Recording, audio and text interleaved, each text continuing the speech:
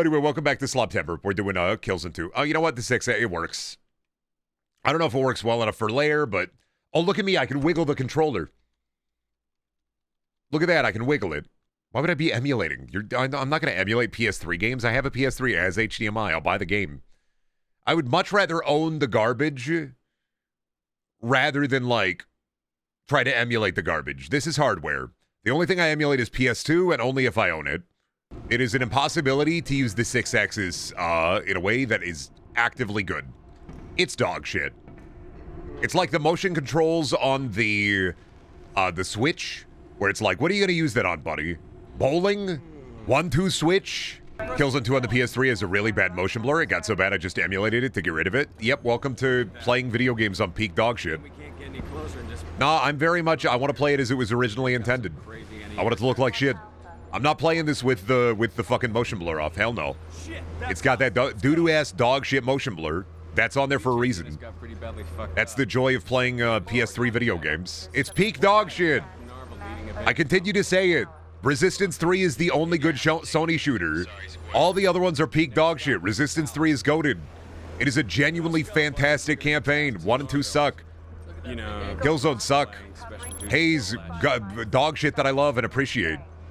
This is my problem with the fucking PS3 controller I have, though, is that the analog sticks are also dog shit. They're so fucking bad. I fundamentally don't understand why they're this bad. Do I gotta, like, WD-40 this big? Can I WD-40? 1 second. I don't know why they're so tight.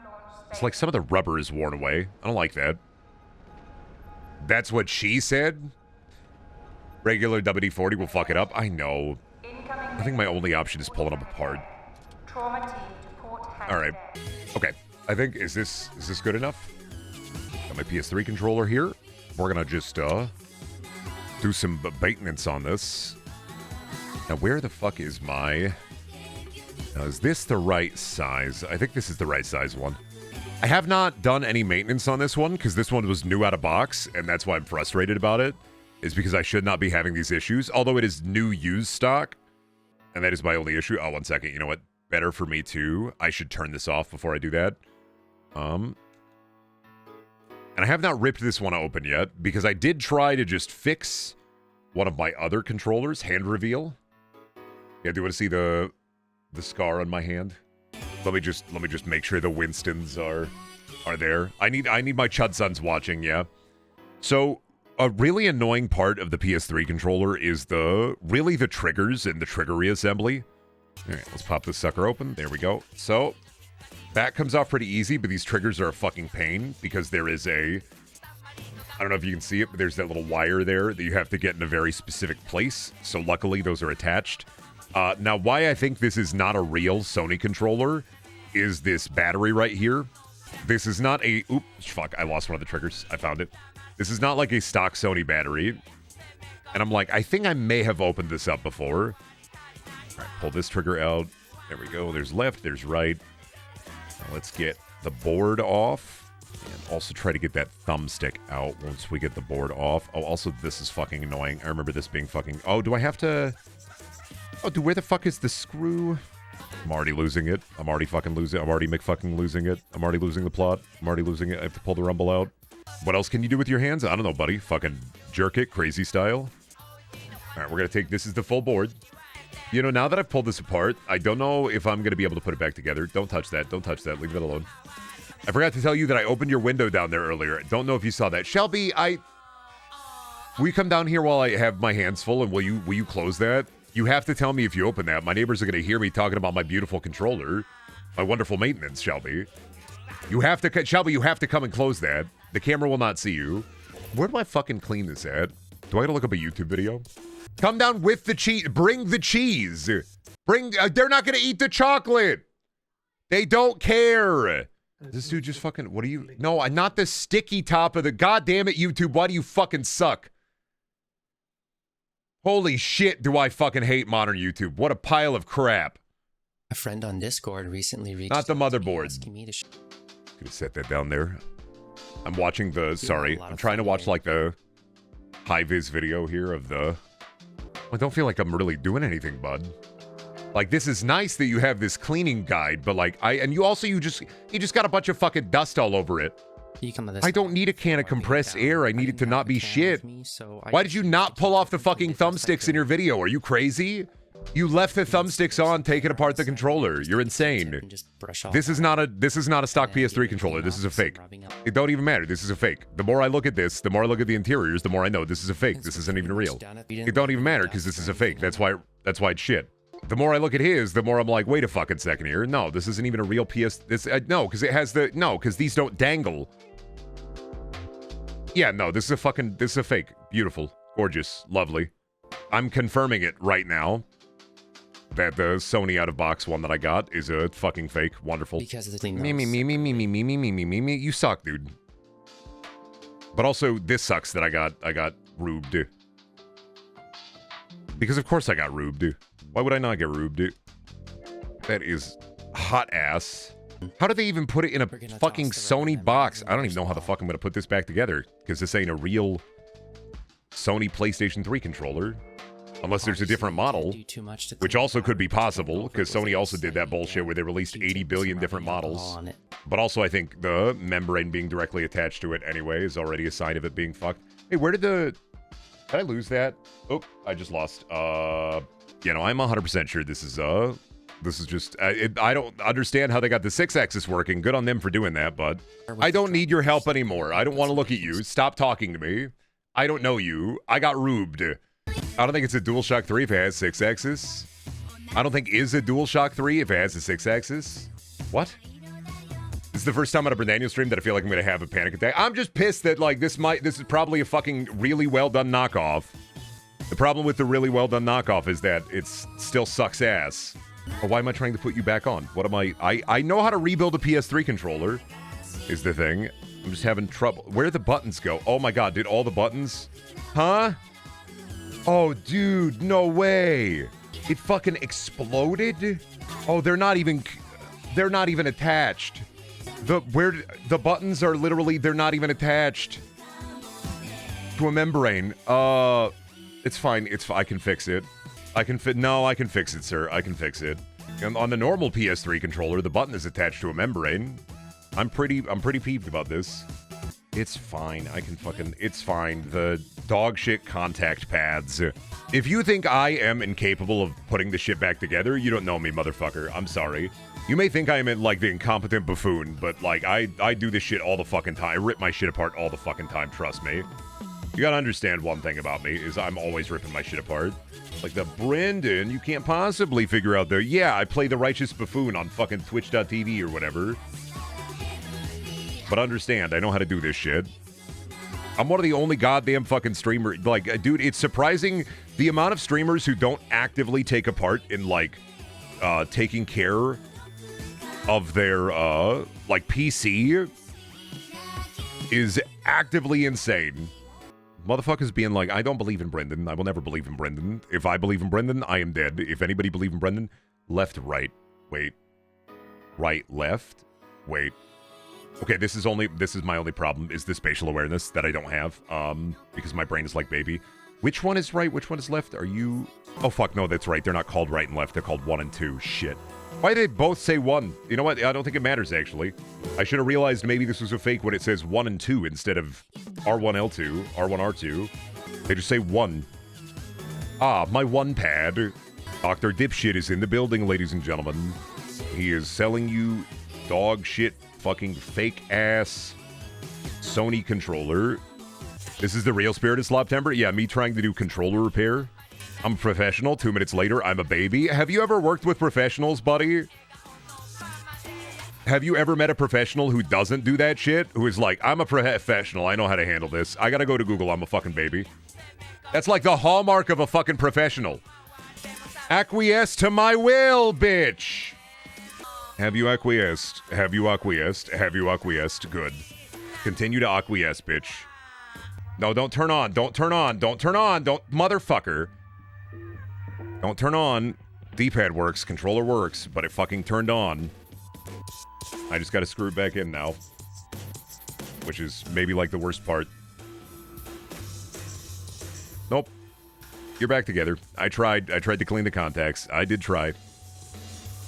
Honestly, I feel like I should just buy a new controller and then just WD-40 this bitch. Because it's just the fucking thumbsticks are just not smooth.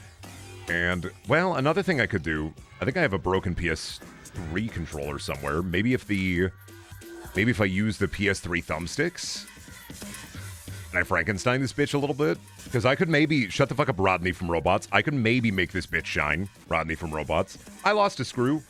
That's not, nope, I found it. Never mind, we're good. We're based. We're so back, we're so back. How's this doing it for you, chat?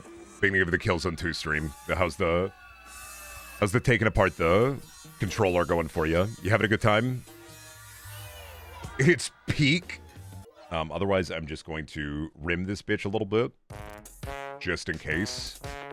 But I think I have some actual thumbsticks that I might be able to... that I might be able to do. 1 second. Oh, look at my knees. Oh, look at my fucking knees. Okay, so I have this. Now, this is a real PS3 controller. And I'm going to show you what a real PS3 controller looks like. Though I'm not going to, like, reassemble this thing, because this is basically just scrap. This is my old white controller, and I really like this son of a bitch.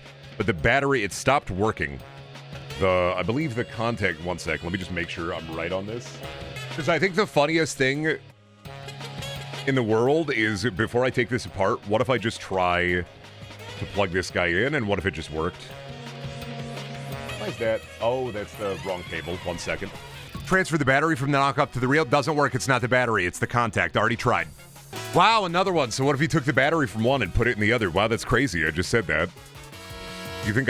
Why do you think I know about taking apart controllers? Because I already tried that. Well, now you...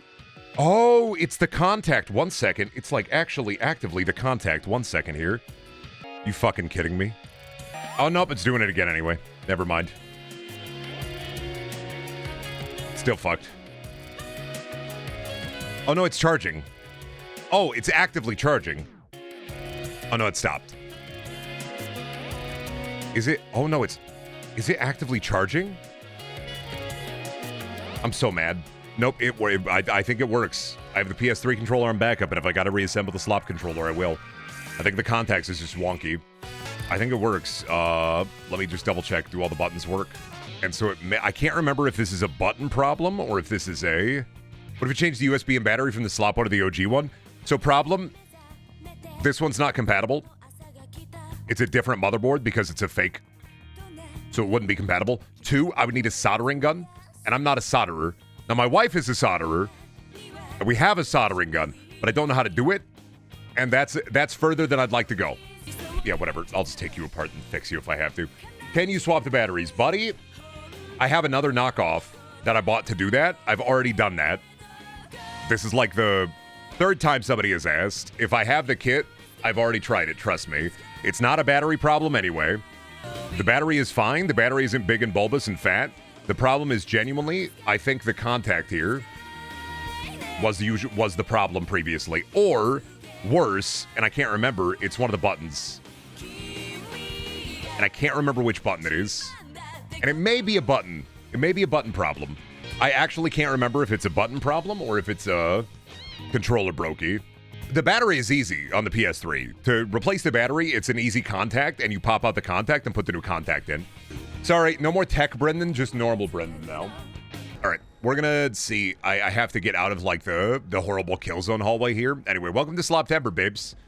I did all of that for nothing. That's the Joker's trick of Sloptember. That's the Jonkler's Gambit, and we love it. We love it, folks. We love it. God, I hope you didn't spend more like 20-30 bucks on the controller. Nah, I think it was 20 bucks. I don't think I got like super gaslit about it, but I'm pretty sure I spent like 20 bucks on that. That was last year. I'm probably still going to get a new PS3 controller. Just because it's probably for the best. I might also have to take this one apart and clean the contacts depending on how this goes, because I feel like this has a button issue, but I can't remember what the button issue is. But if it's just a little bit of a sticky button, I will take that over what it was. I don't remember what was happening in this, actually. The lighting on this game feels so fucked up. Welcome to Killzone. Look at all the awash and piss. My PS4 right thumb has been fucky too. Well, it's just the knockoff wouldn't be so bad. It was fine at first, but I think something in the plastic got worn away, and now it squeaks like a rat, and it sucks. Something about it, it started squeaking like a rat, and now blows ass. Oh, it's Templar from the first game, and Rico is here. Rico is small now, and he looks less like a baby. Okay, people, let's get this shit done. Templar from the main game just being like, wish I could come with you guys, but I wasn't a cool enough character. They did not like me. I wasn't cool enough, guys. You gotta get into the kill zone. Yeah, they human-shaped Rico. He was fucking massive. How did they small him? And why did they small him? Wait, is that Sam Worthington? Wait a minute. Did I forget that Sam Worthington was in this bitch? Oh, shit. God damn it. Sam Timber again. Did I fucking forget that Sam... There he is. He might be Sam... we might be in Sam Worthington hole. I can't remember. The Sam Worthington Everywhere system. That just looks like him, kind of. Maybe it's not him, though. For some reason, whenever Sam Worthington is in a video game, too, they render it to look like him. Who's Sam Worthington? Deacon from Days Gone. Star Killer. The bad guy from Callisto Protocol. Peak Gaming. You're telling me you don't remember Peak Gaming? Oh, you do Rumble. This bitch Rumble, ladies and gentlemen. We got Rumble. We got Rumble. We got Rumble. Rumble does work. I am going to turn it down a little bit, though, because game fucking loud. It ain't me. It ain't me. I ain't no killing no zone, yeah. Some folks are zone. Some folks are kill. Some folks will kill in the zone. No new metal song for this game? No, this is War is Hell. Look at the graphics. Look at the graphics, though, when you stand still. Look at the graphics, though. Shit, all my buttons work. Why wasn't I? I'm trying to remember why I wasn't using this one, and I can't remember. Did I maybe accidentally? Oh my god, the Hellgast. This is fucking gaming in the future. This is gaming in 2098, Chad. This is gaming in 2098, dude. This is what gaming was all about. Nothing on the Xbox ever looked like this. Chad Warden was so right. Look at that guy burned to death. Look at that. Look at all that obnoxious motion blur, the hide that looks like shit. This should have killed Halo. Best revolver in FPS. Interesting. I'm going to hit you with the Ranger Sequoia. And I don't know if you're going to agree with me. I just like how it looked. It did run like... I mean, it's Fallout New Vegas. The gunplay isn't like a crazy thing. But me when I yippee, there'll be no wedding bells for the day. 'Cause I got spurs that jingle, jangle, jingle. Oh, yeah. No, this is... Aiming on this is so much better. I mean, the bullets still don't go where you aim. And maybe I shouldn't have picked up the Hellgas weapon. It don't matter. We're playing on easy. We're doing this to experience the joy and wonder of Killzone, not to show off our gamer prowess. I shot his hat off, sir. He's bald. Yes, now he's dead, sir. Ranger, bald that man. If you see Ranger Hanlon at the fucking funny big hotel, you must bald him. It is your quest. By the way, you're thinking of Sam Witwer. Sam Worthington is Jake Sully from Avatar. I am thinking of Sam Witwer. Timber. You're right. You're right. Sam Worthington is Jake Sully. Well, you know what it is I think I got him confused in my head. Sam Worthington and Sam Witwer is because Sam Worthington is in Moon with the Kevin Spacey robot, where he's like hey, it's me, the Kevin Spacey robot. You're getting cloned. And no, haha, you don't have to press F on me or anything. Now tell me, where are the boys at? Are Hellgas women bald too? No, buddy, this is a mid-2000s video game. They would never have a bald woman. They can't do... If the woman is bald in the mid-2000s video game, buddy, they can't objectify them on the cover. What are you talking about? You can't make Gooner AI art covers for Killzone if the women aren't gooning material. Women can't do war. Yeah, I beg to differ. My mom went to war on my fucking bedroom when I got in trouble for not cleaning my bedroom. God, I'm kind of peeved this is just working for some reason. You know what? I will say the left stick is a little unclicky. Moon was Sam Rockwell, not Worthington. Fuck! That's a different Sam! Who the fuck is Sam Worthington? What was he in? I don't know, movies? I'm not bald enough to have imminent movie knowledge. I don't have that power. I'm bald of spirit. What the fuck is Sam Worthington in? I never saw Avatar. I'm not watching the blue. A lot of famous Sams? Yeah? Name 3. Wait, shit. Don't name 3. I just gave you 3. Fuck. Transformer? Never seen it. Uncle Sam? Never seen it. I was asking what movies Sam Worthington are in. He's the angel guy in X-Men? Don't remember him. What about Sam Westphalen, the genius behind the Goblin Dance? I don't know what that is. Okay, so what I'm learning here is that I've never seen anything with Sam Worthington in it. Except maybe X-Men, but I don't remember him in that. Wait, what the fuck? Hello? Oh, okay, weird. That was an odd bit. Is my PS3 going to explode? You know what? Killzone 2 is Killzone 2 and 3 are kind of a crazy, like, high-demanding game. But it would be funny if my... Dude, if my, like, fucking PS3 exploded because of Killzone... One, that'd be so sad, because then I'd have to cut the Terminator Salvation stream, but I would laugh. Wait a minute, did they remove... Oh, man, that's crazy, though. What is it with, like, slop shooters always removing an alt-fire? Because fucking, I really... think that if you wanted me to love like BioShock Infinite, I hate bringing it up. I'm not trying to start shit or anything, but I do think that if you wanted me to really like BioShock Infinite, I think it needed alt fires. Like I understand getting rid of the ammo types to kind of like make things a little bit more stable, but I really do think that if you wanted me to kind of like that game a little bit more, I think alt fires and all those guns would have been a lot more fun. But Brandon, you have the skyhook. You don't need alt fires in BioShock Infinite on account of the fact that the skyhook is peen. Yeah, it is pain, buddy. Remember what they took from you. Remember what they took from you in modern video games. Remember that modern video games don't do fucking different ammo types. And they don't do fucking alt-fires. And it's frustrating, except for Doom. Doom kind of do it sometimes. You gotta unlock them. But if Helldiver had alt-fires, it does. Helldiver does have options for your weapons. You can put the railgun in safe or unsafe. It kind of does have alt-fires. A lot of the gruns also, like a lot of your like bigum guns, can switch up to different modes. All-fire would actually improve a lot of BioShock Infinite, especially if you're doing 2 weapon switching, which already yuck. Buddy, if you take my weapon wheel away from me, I'm peeved. If there's no expectation of the weapon wheel, it's fine. He wiggling. I've always said this. I don't mind if there's no expectation of weapon wheel. That's fine. I understand that. I get that. I vibe with that. Like, not only do I get that and vibe with that, I understand it. Like, if you start, like Halo, I don't need a weapon wheel in Halo. I don't mind it. Halo is built for swapping on the fly, being in the battlefield. Call of Duty, don't mind, I don't need a weapon wheel, really. 2 weapons is kind of all right. It's kind of Call of Duty's thing as well. But if you take the fucking weapon wheel away from me and you turn it into something that it ain't, I ain't happy about that. And I've said it before and I'll say it time and time again, is I don't like it when they remove the weapon wheel from me. Remember what they took from you. Worthington was Alex Mason the first... You know what? I do know Sam Worthington. He's in Call of Duty Black Ops. You're right. I know who he is. The game looks good. It's... I was saying this a lot yesterday, and it bears repeating again today. Killzone isn't slop because of Guerrilla Games, like, being incredibly good at pulling as much as they can out of the fucking PS3. Like, they are so fucking goated at pulling as much as they can out of the hardware those games are forced to be on.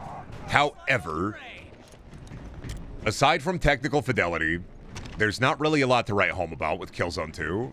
Ah, here we go. We have to test this. Oh, God, dude. This is the worst. This is also a demerit. This is 100% a demerit. This is stupid. That's fucking dumb. It's so fucking stupid. I thought it improved on 1. Oh, 100% it's better than 1, but I'm not calling it peak. I will still call it peak dog shit. But it's better than 1, which, honestly, in retrospect, 1 is just dog shit. 2 is peak dog shit. 3 might also be peak dog shit, and then we're back to dog shit with Killzone Shadowfall. I will say that Killzone 2... I will always say this. I think that Killzone 2 is better than Resistance 1, better than Resistance 2, but Resistance 3 is better than all the Killzone games combined. But Killzone 2 is peak mid. This is gaming. I bet Sony forced them to do motion controls like that. Well, yeah, they were like fucking with everything. They were like, we need the 6-axis controller to be front and center, and you guys got to use it. It's like the fucking light bar and the speaker and the touchpad of the PS4 and PS5 controller. They don't need to be on there, and the only game that does anything neat with them is literally Astrobot and Evil Within 2. Those are the 2 video games that do anything even cool with those extra add-ons. Guess what that shit does? It just eat the battery. All it does is eat the fucking battery. Imagine if a Sony physically forced them to. I mean, you're gonna put the fucking 6-axis in. But sir, it's a first-person shooter. We don't understand. It's not going to work out the way you think it's going to work out. You're going to put the fucking 6-axis in and you're going to fucking like it. Well, I guess we can make it wheel. It's kind of like Haze, where 6-axis is in Haze as well. But only when you are lit on fire. If you're lit on fire, you have to shake your controller to stop yourself being on fire. And it happens to you maybe once in the 7-hour campaign. Is that your Austrian accent? I don't know, man. It was just a generic accent. I couldn't tell you what it was. You're going to put the fucking 6-axis in the controller and you're going to fucking like it. Yes, sir, of course, sir. At once, sir. We'll put it in there. What are they, Dutch? I don't know how to do a Dutch. I think Gorilla is Amsterdam. And I don't know how to do a Dutch accent. Why did that guy take a wrestling bump after getting shot? Because this is the future of gaming, Nameless. They're bumping all over the place like Shawn Michaels versus Hulk Hogan at WrestleMania. This is the future of gaming, Nameless. Sorry, gotta get to the next turret section here. So I can play peak video games. Finally, Peem is back on the Brenu. Look at that Levolution, though, dude. This is the future of gaming. Look at that. Look at all that Levolution, bro. The future of gaming is here. Is there ever a good turret section? Uncharted, but only because those games are set piece to set piece. This is gaming in 2013. Oh, this is dog shit. Oh, I see. Okay. This is not one weapon. This is not two weapon loadout, ladies and gentlemen. This is one weapon loadout. Oh. Oh, that blows. Oh, Killzone 2 is one weapon and one sidearm. Holy shit, that sucks. Oh, dude. In a first-person shooter campaign, you're gonna limit the weapons your characters can fucking get? That's crazy. 2 primaries in the campaign is at least something. Or at least just 2 slots. I am in awe, actually, at the fucking mega mind that Guerrilla Games is. The amount of times they kneecap themselves through gameplay mechanics and through story narrative. It's just immaculate. This is kind of worse than Resistance 2. It controls a lot better. And the environments look a lot nicer, and the Hellgas look a lot better than the Chimera, so I'll give it that. But I don't know if I'd put it above Resistance 1, because Resistance 1 has the Gorp gun, at least. And you can bald these guys. You can remind them of their bald. Kind of got me thinking about both of my stepdads, and how both of them kind of ended up being weirdo white supremacists, although at the end of each opposite spectrum. And then I fall. I like playing Killzone, because it's kind of like I can imagine that I'm fighting my stepdad, and then I get him. That's just my favorite part, dude. Like, the fact of the matter is like, Killzone, it's not a great game. But when I debald the soldier, and I take their freaking helmet off, they kind of look like my stepdads. Like either of my stepdads. And, like, isn't the game worth it for that? Like, beating up a bald stepdad? Because, like, if you have a stepdad, there's a 98% chance that a stepdad is going to be bald. And if they have hair, they're more than likely a car salesman, and it might be a toupee. Fact of the matter is, dude, this is just peak. It's Pim. It's Bepic. They focus a lot on cover systems. Yeah, well, they focus a lot on cover systems that I'm not going to be using. I'm sorry, man. And Gears of War, buddy. At least it has tunes. Do you remember how bad Killzone 1 was for the PS3 port, where we couldn't even get tunes? No tunes. Shit was empty. Nice rocket, bozo. Where'd you get it? The dumbass store? You just walk in from Dipshit Town? What am I doing here? I gotta look for the guys through the motion blur, through the fog of war. Yeah, I don't know. I understand disliking the motion blur for, like, some PS3 titles. But, I mean, I love how video games still do motion blur, when in reality, I think most of us are pretty much just dog shit tired of it. And really, it was just an excuse to kind of hide the 30 FPS limit, but also an excuse to kind of, like, make it look way more cinematic by making it, you know, your screen is smeared in Vaseline. Motion blur is still a fucking epidemic. I love that it's automatically on. Like, I want that. I don't want motion blur on. I don't want chromatic aberration on. And you know what? I'm tired and I'm sick and tired of DLSS being the back-end fix. I'm so fucking tired of it. Why does DLSS have to be the fixums? It doesn't fixums. The game runs bad. Invest more in engine technology and performance and stabilization and optimization. Stop investing in dog doo-doo AI processing. I don't care. I am Flyleaf. I am so sick. Stop telling me that you invested too much in piss and, like, piss is the way you're going to go in the future. I'm so sick of being told that piss is the way to go. In the future, it's all piss. With our radical new piss technology, piss is really the way to go. Like, I'm sick of it. Joker rant, but it's about graphics. I mean, I did this in Haze. I talked about the piss epidemic. Everything's piss. I did see a very funny post. Sometimes the ChatGPT subreddit pops up in my recommended. And I did see a very funny post of a lawyer getting beat the fuck out because he, for his defense, it was like something that he had. God, I can't remember. Like the motion he filed was all AI, and it just made up a bunch of fucking cases in the motion that he sent in. And I'm like, damn, lazy professionals are gonna get beat the fuck out over and over again.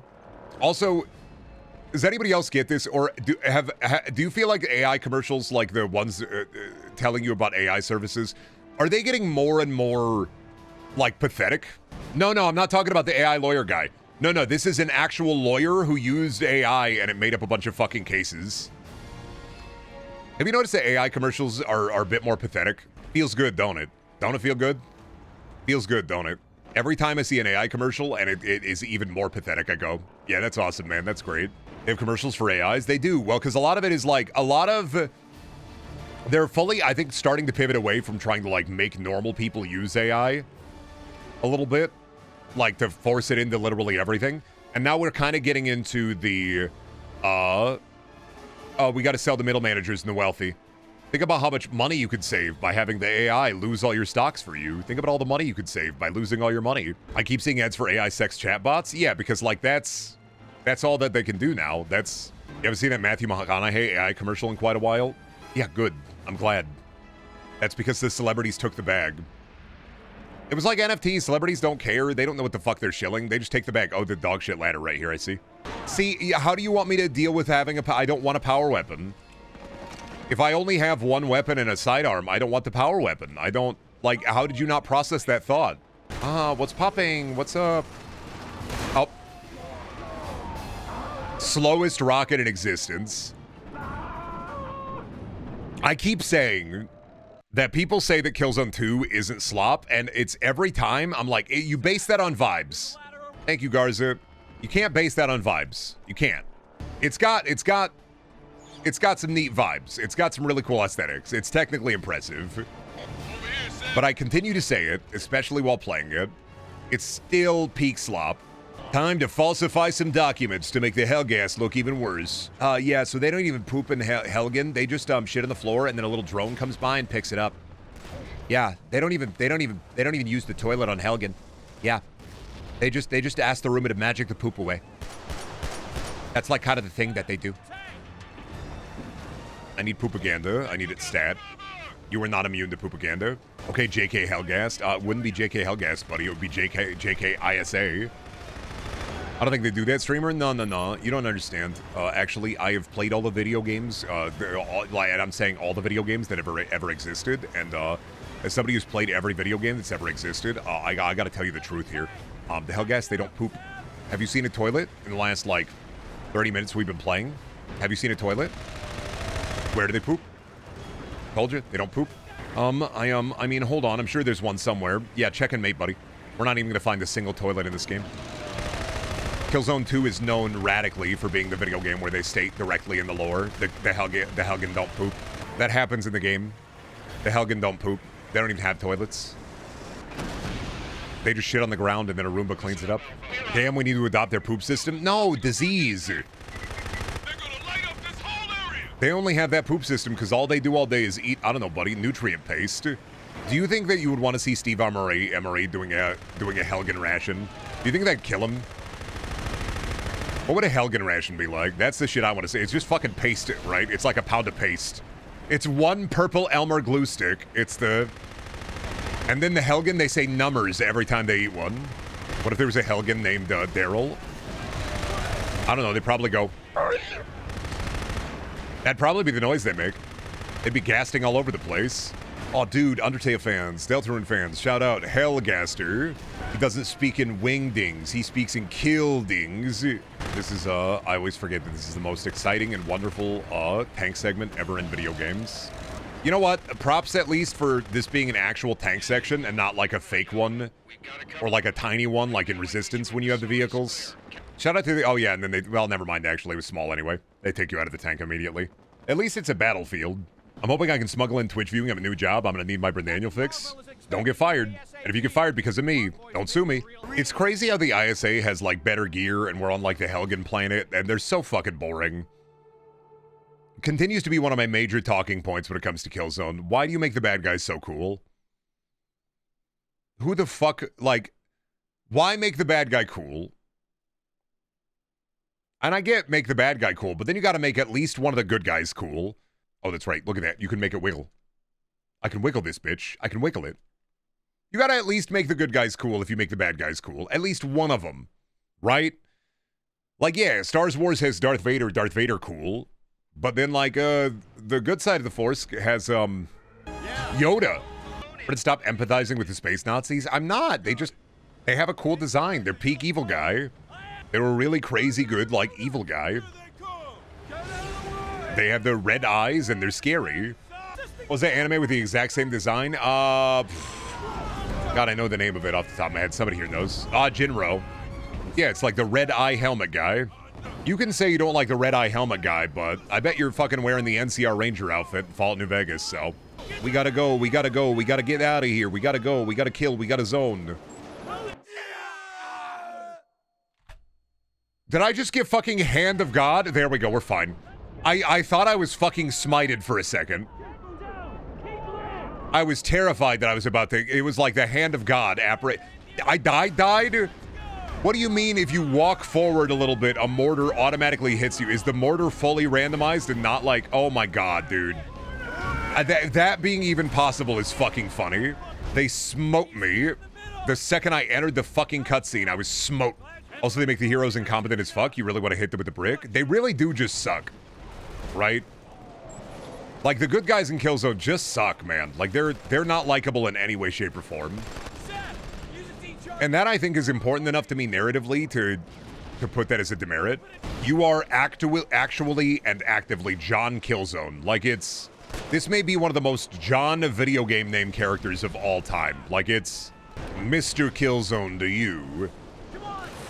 No, please. Call me John. Mr. Killzone was my father. And, well, Dr. Killzone was my mother. She had a PhD in badass. Oh, chat, somebody want to check the tapes for me? Did Killzone 2 get the badass seal of approval? It'll tell me everything I need to know.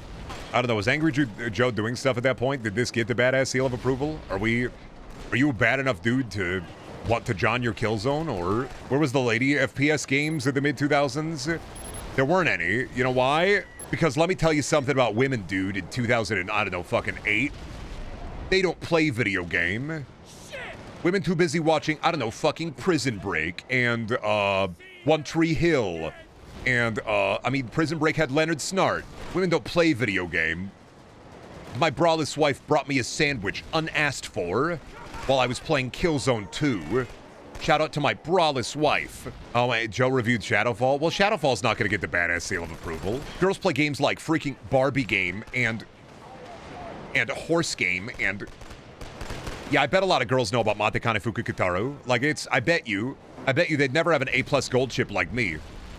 Actually, I have 3 A+ gold chips. I'm a wash in A+ gold chips. Yeah, girls, dude, never heard of them. I'm too busy making out with my bros, slapping their bald head, and then slapping their fucking nuts. Girls, dude, I'm too busy fucking smacking my fat, wet lips on other dudes. Making out crazy style. Doesn't bother me, dude. Bald is beautiful. The Black Site Area 51 get the badass seal of approval? Nobody got the Alienware advertisement seal of approval, so you can bald them with a headshot, yeah. Really don't know if I feel anything about that, but yes. No, I mean, technically, Killzone 2 is technically impressive. Say it all the time. Very, very technically impressive game. There's a lot of little things they do that are genuinely surprising. And visually, like, this looks way better when you stand still and the motion blur isn't, like, fucking destroying your eyes. It definitely looks a lot better than other shooters on the PS3. It has a very good look about it when you are standing still or in, like, a bit of a slower combat. The second people start, like, kind of moving crazy style, it gets a bit shit, IMO, but it looks good for a PS3. It does. But I will also hit you with this. This does just have the same color palette as Singularity. You can maybe tell somebody, you can maybe show somebody a minute of Killzone and be like, oh yeah, you ever play Singularity by Activision? And they'll go, oh no, never played that. And you can show them a clip of Killzone and they'll go, oh yeah, no, that looks like, yeah, whatever, man. Out of the way, there's guys in the windows. But I will always hype up Guerrilla Games. They really know how to get the most out of a console. They are peak when it comes to making things not look like utter dog shit on the console, especially for the time that Killzone 2 was released in. What were other games around the same time as Killzone 2, Chad? We were talking about this yesterday with Killzone 1 and the curse of Guerrilla Games. How, like, Halo 2 came out days after Killzone 1, and Killzone 1 looks like absolute shit, but the maps are really big, and that's at least something. But I will also state, this is such a fucking Kyle game, though. Watch your step. This is such a fucking Kyle game. You got a friend named Kyle, you go over to his house, he's on the PS3, Dude, he's playing this shit. After you. This is such a fucking Kyle game. Kyle type coded guy.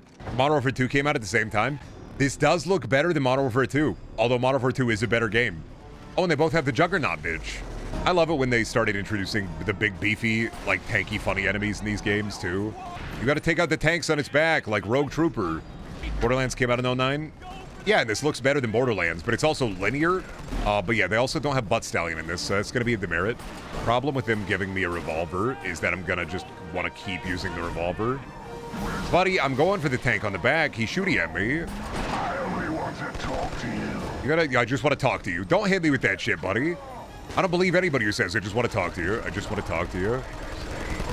I just want to talk to you, sir. I just want to talk to you. Sir, I just want to have a conversation. Sir, if you please stop walking away. I just want to talk. Sir. I don't believe that shit. Can I take his big boy gun? Yeah, that's a shame. You know when Rico had the big minigun? That was awesome. Can't have it in here, though. Not allowed. No, sir. Killzone is a no fun allowed style video game. This is war, buddy. But you do get a jump. You wanted fun? Should have been playing Fun Zone instead. If you were at the Fun Zone playing fucking skee-ball with your dad, you wouldn't be at home playing Killzone. All right, let me pop the wheel. Yeah, I know. I gotta fucking...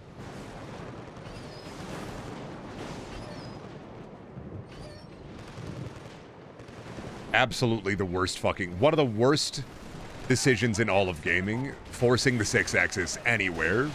I still can't believe we're doing controller gimmicks. Fact of the matter is, Xbox controllers would be the peak if the manufacturing of Xbox One controllers, if they didn't fucking fall apart at the seams. By and far, I really do believe that the Xbox One has the highest failure rate when it comes to controllers. I'm at that point where I'm like, I'm buying like Hyperkin and knockoff controllers because the quality control is better than Microsoft.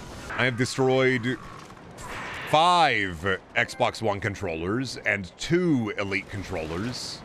And my Hyperkin 360 controller and my Hyperkin Duke controller, both of them work. Both of them work, no problem. Never had an issue with either of them, both of them work. The only problem with the Xbox 360 Hyperkin controller is I really gotta put some weights in that bitch. Both of them work though. Battery died in the Elite. I got your 6. Button went out on the other Elite. Button went out again when I fixed the button. Button no longer touches the contact for any reason, and I can't figure it out. Thumbstick go out. Motor go out. Thumbstick go out. It's genuinely impressive how I like the One controllers feel, but it doesn't work. And I've already had... I don't even have another crazy thing. I don't even have a PS5, and I've already had a DualShock 5 controller break. And I don't even have a PS5. But my doo-doo third-party controllers will last me longer. So I don't know what they're doing at Xbox, like Q&A. Probably firing people, but like they probably should stop firing people. We are in the age of shitty first-party controllers. I never thought we'd be here. The PS3 controller, for all its faults, the actual Sony PS3 controllers, even if I don't like how light they are, do feel premium. There is a plastic quality difference that you can feel. That's why I thought that silver one was knockoff, and I was like, no, it can't be knockoff.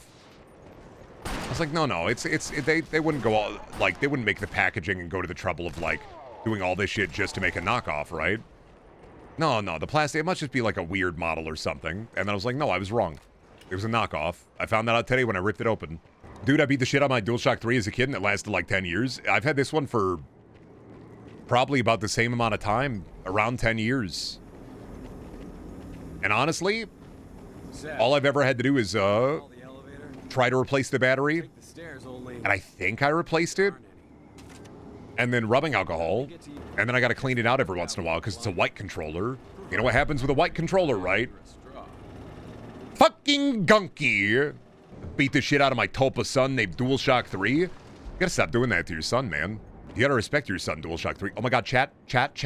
This is SCP. Oh my god. Dude, is that SCP? Dude, is that the frickin' dude? Oh, dude. Is this game frickin' like oh, dude. Is it Euclid? Is it Keter? Oh, dude, look at that. Oh, dude, secure, contain, protect, dude. Oh, dude. You remember the machine that makes you come? Oh, dude, what if this game is the machine that makes you come? Oh, dude. My Xbox controller still works but I bought it for PC. All of mine I bought for PC. All of them break. And I know that Nurkon came in during controller talk, and I'm surprised that Nurkon hasn't said that's just you again, Brendan, as they always do whenever I talk about Xbox One, or Metaru, whenever I talk about me fucking breaking Xbox One controllers, and they're like, that's just you, Brendan. And I'm like, no, yes, I'm just unlucky. I don't feel the need to say it anymore. You've grown and changed as a person? That's crazy. Said it enough times, and I will never believe you. Oh, no, not at all. I'm not growing and changing. Nurkon, I'm afflicting you with grow and change as a person. You're going to wake up tomorrow, and you're going to feel great. You're going to have a good day. And the next time you have soup, it's going to be your favorite soup.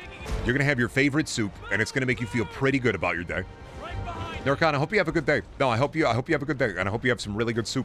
Some of that soup that you fucking have, and you're like, this is life-changing, actually. You know what, Nurkon? You deserve some life-changing soup, I think. You have the gamer rage grip that causes controllers to crumble. I don't, though. I hold them very tenderly. You got soft hands.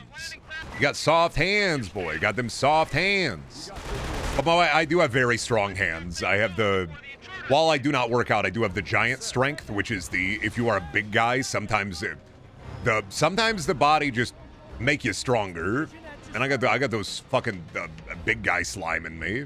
I have big ass hands. They have a lot of grip strength.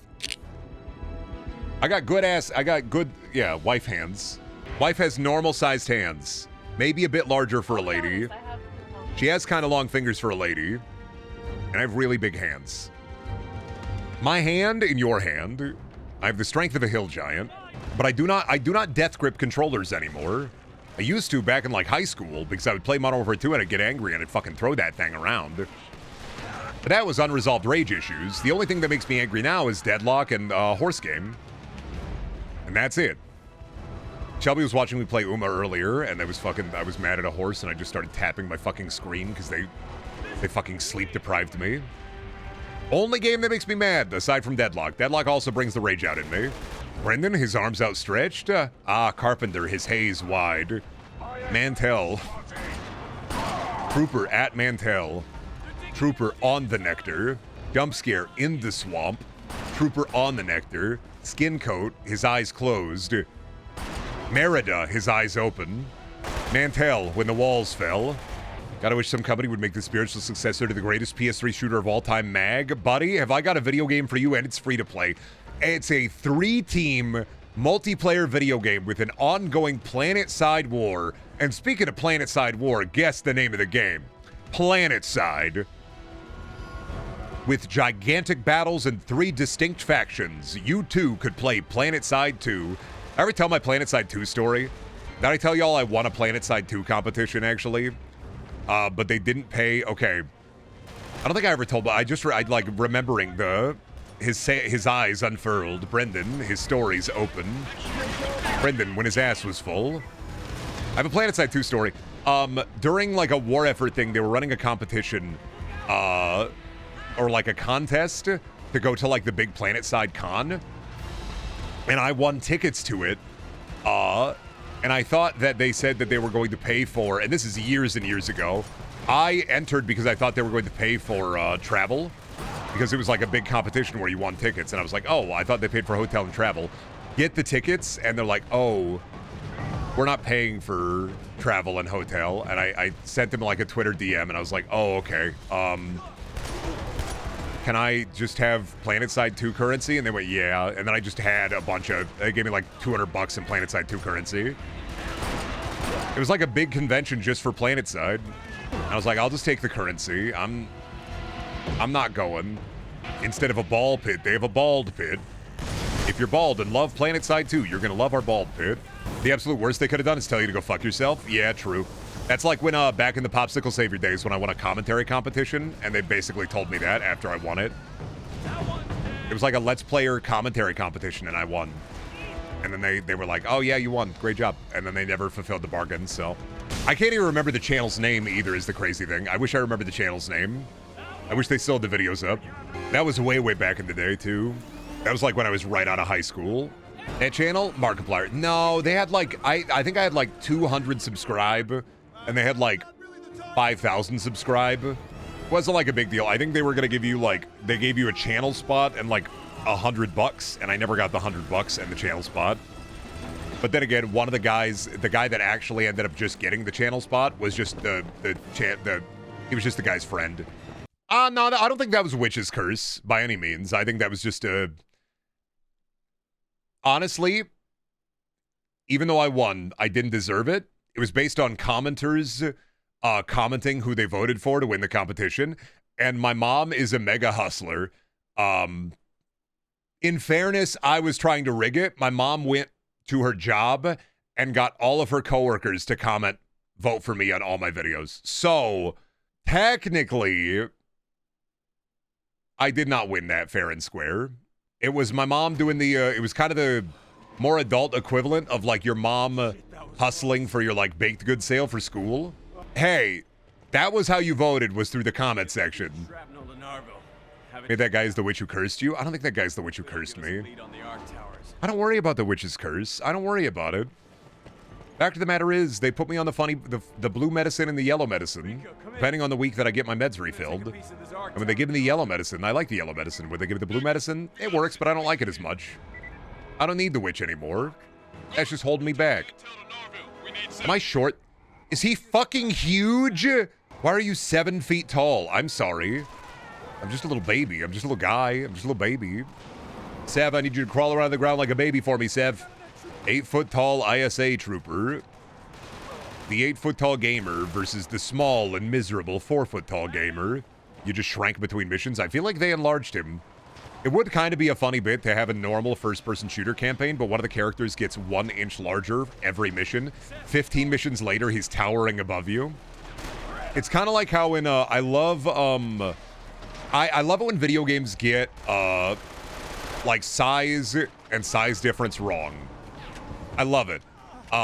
One of the easy, like perspective especially, one of the things I think about often is in Resident Evil 2, the remake, there is a cop car that is necessary for a cutscene, but out in the street in front of the police station, there are also cop cars, and the cop car that was necessary to the cutscene is also outside of the parking garage, and it is 2 times the size of the normal cop cars, because they needed it larger for the perspective, but they didn't switch it out with a normal cop car model. They just left it big. So you just have this abnormally large cop car in the Resident Evil 2 remake for no reason. And I just love how the like perspective doesn't get...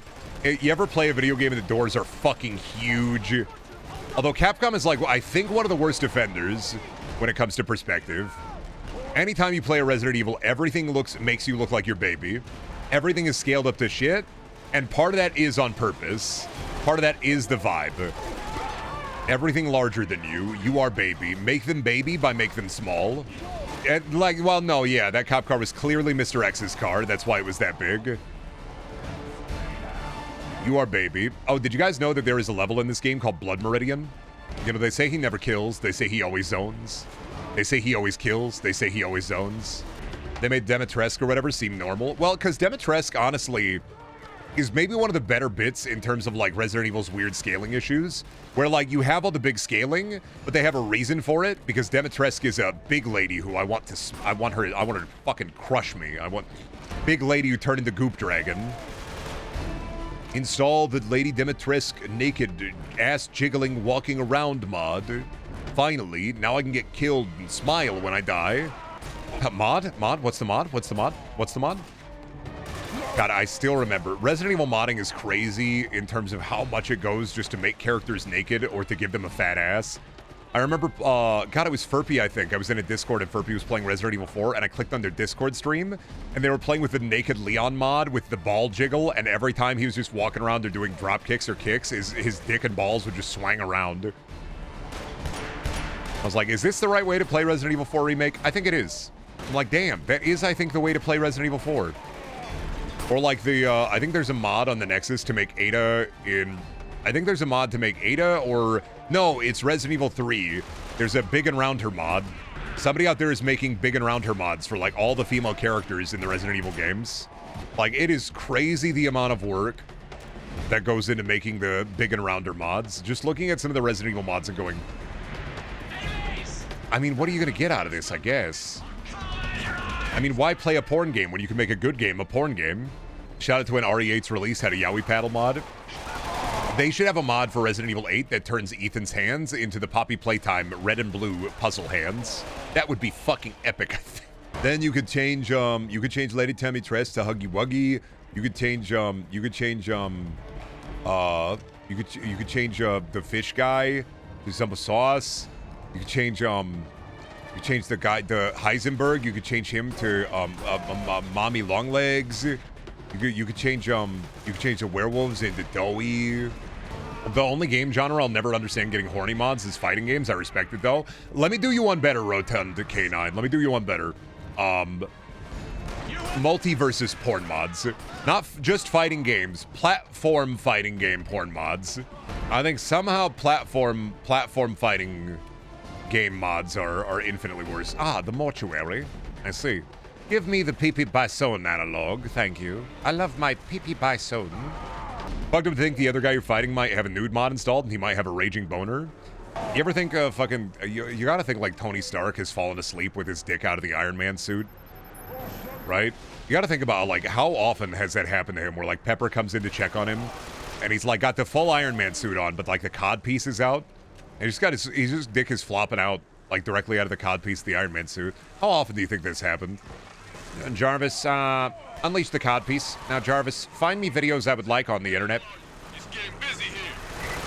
Especially, like, sexy one with big boob. You think Tony Stark was like Lyndon B. Johnson and he would just take his cock out sometimes?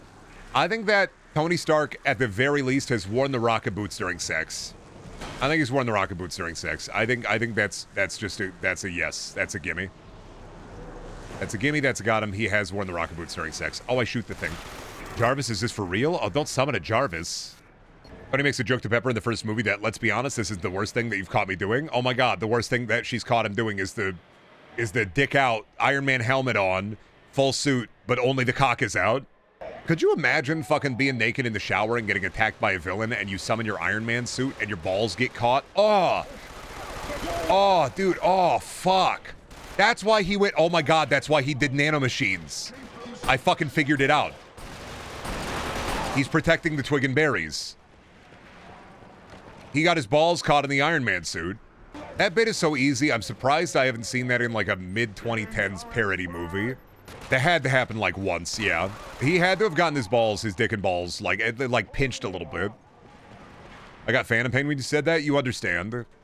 As a penis and balls individual, not everybody goes through this, but I think that it has happened to a lot of penis and balls individuals, where you get your dick caught in the zipper, or your balls caught in the zipper, and then you endeavor to never make that happen ever again. Every time you will ever zip up your pants, you will never, ever, ever let it happen ever again. Until it happens again. There is nothing worse, except for all the things that are worse. But like, why do you think I wear shorts? Another reason I wore shorts is because a lot of my jeans didn't fit. They fit now, but also like, I think I wear shorts a lot. I just put those things on. I keep those things on me. Do you think his balls have their own independent sub-armor? No, but I don't think they ever talk about like the kind of nexus or lattice that he has attached to his like balls in the Iron Man suit to keep them nice and protected. Because it ain't just swanging out against metal. And he is in clothes a lot. But if you were in the Iron Man suit and you were... See, here's the thing. If I was Tony Stark and in his position where I have to like transform every time, I'd probably have the Iron Man suit make me naked on the inside and then affix like a different kind of codpiece or ball cup.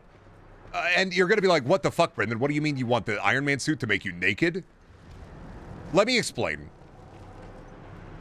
Why I would want, this is my dissertation, why I would want the Iron Man suit to make me naked. Because if you don't have the Iron Man suit that make you naked, you are going to you are going to have to wear a cup all the time. If you don't have the Iron Man suit that makes you naked, you're going to have to wear a cup. All the time. I think it just has Kevlar underwear. That's not how that works. I'm sorry, but that's not how that works. Kevlar, you would still take the blunt impact from the hit. Kevlar does stop the bullet from penetrating, but does not stop the force of the bullet. I.e., if the Hulk punched him in the dick, it would break his dick. The Hulk's hand, it ain't a gun. That's what the suit is for, though? Yeah, but you would have to have some kind of ball in a cup. You'd have to have your balls in some kind of cup to help redistribute the ball hitting force. Because you can't just have your dick out. You would need another layer of protection between the balls and the suit. And I say that because what if somebody hits you in the Iron Man suit, right? And the Iron Man suit is mostly form-fitting. But remember, here's the thing. The Iron Man suit does not have a bulge, right? Therefore, in the cock, it's not form-fitting. So there has to be some layer of space between the cock and his clothes. Like between the cock, clothes, and the armor, you would have to have something, a lattice of ball support between the clothes and the armor. I mean, he can piss in it, so it has access to the Johnson. So there must be some kind of auxiliary penile armor device, like in the codpiece. I mean, realistically, it's a comic book. It don't matter. But like, this is one of those. Dude, it's crazy they don't touch on this. And it's, how does Iron Man protect his balls when he's in the suit? I've solved it. The nanomachines form a cup. No, well, I'm not worried about the nanomachines. I'm talking more about like the older armor that was pieces. The nanomachine armor, I mean, that explains it. That's easy right there. Oh, maybe he doesn't have balls anymore. Maybe his balls are where the deuterium reactor is. That's where he puts his trilithium crystal. Oh, you bet that prototype Iron Man armor, that first armor, oh, you bet he got his balls caught in there. Oh, you bet he got his balls caught. He 100% got his balls caught in that one. Like 100%. There is no doubt in my mind that with the one out of the cave, he 100% got his balls caught. I'm just thinking the nanomachines was also, he had to have gotten his balls caught. He's like, I don't want this anymore. Make it liquid. Tony might be a grower. You don't know. Okay, Crispy, here's the thing. I'm gonna get real personal with you, dog. I am a grower, and I have gotten my balls caught. Your balls don't grow. Do your balls grow? Am I missing out on dude tech right now? Am I missing out on balls tech? Your balls inflate like Mugiwara Luffy? Is that the fucking... Gamu Gamu no, walking around bouncing on my balls like a tanuki. Bugs Bunny inflating his hand like a glove, but instead he's like, Dad, Doc, I got a rib removed, and he's inflating his balls like a glove. Helgen are just space Nazis, right? Well, actually, it's a bit of a complicated question. You see, they're all bald. But yes, it's still the weirdest collab for Helldivers to do, as like the first kind of collab is collab with Killzone. I mean, it makes sense. You can make it make sense in the universe, but it's still weird. ODST makes more sense. They got the drop pods. Killzone, and if you do a Killzone collab, it's not like you can't. You have to do the Helgen. Like, you got to do the Helgen because they are the only cool designs the game has. President Helldivers both have robots. I'm surprised it wasn't that considered. How hard Sony pushed it. I had the hiccups now. It doesn't fit with the theming. I think for all the collaborations for Helldivers, they want to fit with like the sci-fi kind of like super democracy theming. Killzone fits. ODST can fit. You could make Haze fit. Problem with Haze is there's only the iconic Haze armor. There's nothing else. And I've thought about this a little bit. I've thought about a Haze collaboration. You could make it work, right? Play dead emote, right? Small war bond. Make it like 500. Ubisoft needs that money to make more dog shit, so obviously they'll say yeah. Hey, Mantel Trooper armor. You could do the elite armor and you do the regular Mantel armor, right? You have... just put the fucking one of the guns in there. Who gives a shit? None of the guns are memorable. Just put one of the guns in there. Fuck it, who cares? But then a knife throwable that is the nectar knife, and make it so that it infuses them with straight up sweet nectar, and when you throw it at an enemy, it drives them insane, like the Haze Troopers. Or yeah, I mean, you could do Haze Stim, but they already have that. The problem with doing Haze and doing the Nectar Stim is they already got that. Nectar Knife is what I was thinking of, because they have the Nectar Knife in Haze, because they already have the Stim that gives you like do you hear the people singing the song of Bug Kill? You know, call the game Killzone, but Killzone 2 I think inhabits Killzone way more with all the kill boxes we have. I feel like I'm fucking running a RimWorld colony with the amount of box this shit has. Oh, Narville! Is this guy shaggy coated? Oh, did you guys save the fucking foot? How this will end? Wrong! I didn't fix it, but I did fix this one. This is playing as my head as he gets more mad at the controller. I'm sorry, Brendan, but put you in cover behind the chest-high wall. No! Come on down for Slaptemper specials. We got all your needs. We got escort missions. We got Helgen. We got Killzone. We got Hayes. We got robots. We got Rodney. Oh, they're burning the background. I didn't even realize that.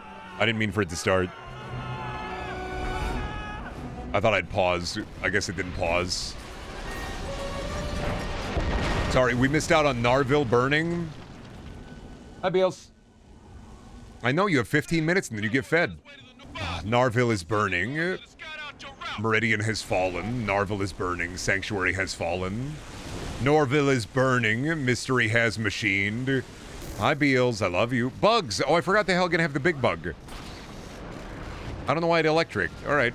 Come to Helgen. We got bugs. Welcome to the Helgen Tourism Service. We got bugs. We got barrels. We fall into big pits, and I'm fine. I lived. Hi. Did you also fall? Oh, doesn't matter. It's just like Spec Ops, dude. This is just like Spec Ops because I can't see shit. And that's how it's just like Spec Ops. It's like Spec Ops because I can't see shit. They smeared goo all over my screen. It's fucking, they got the Vaseline out. They, just a little more goo for you, sir.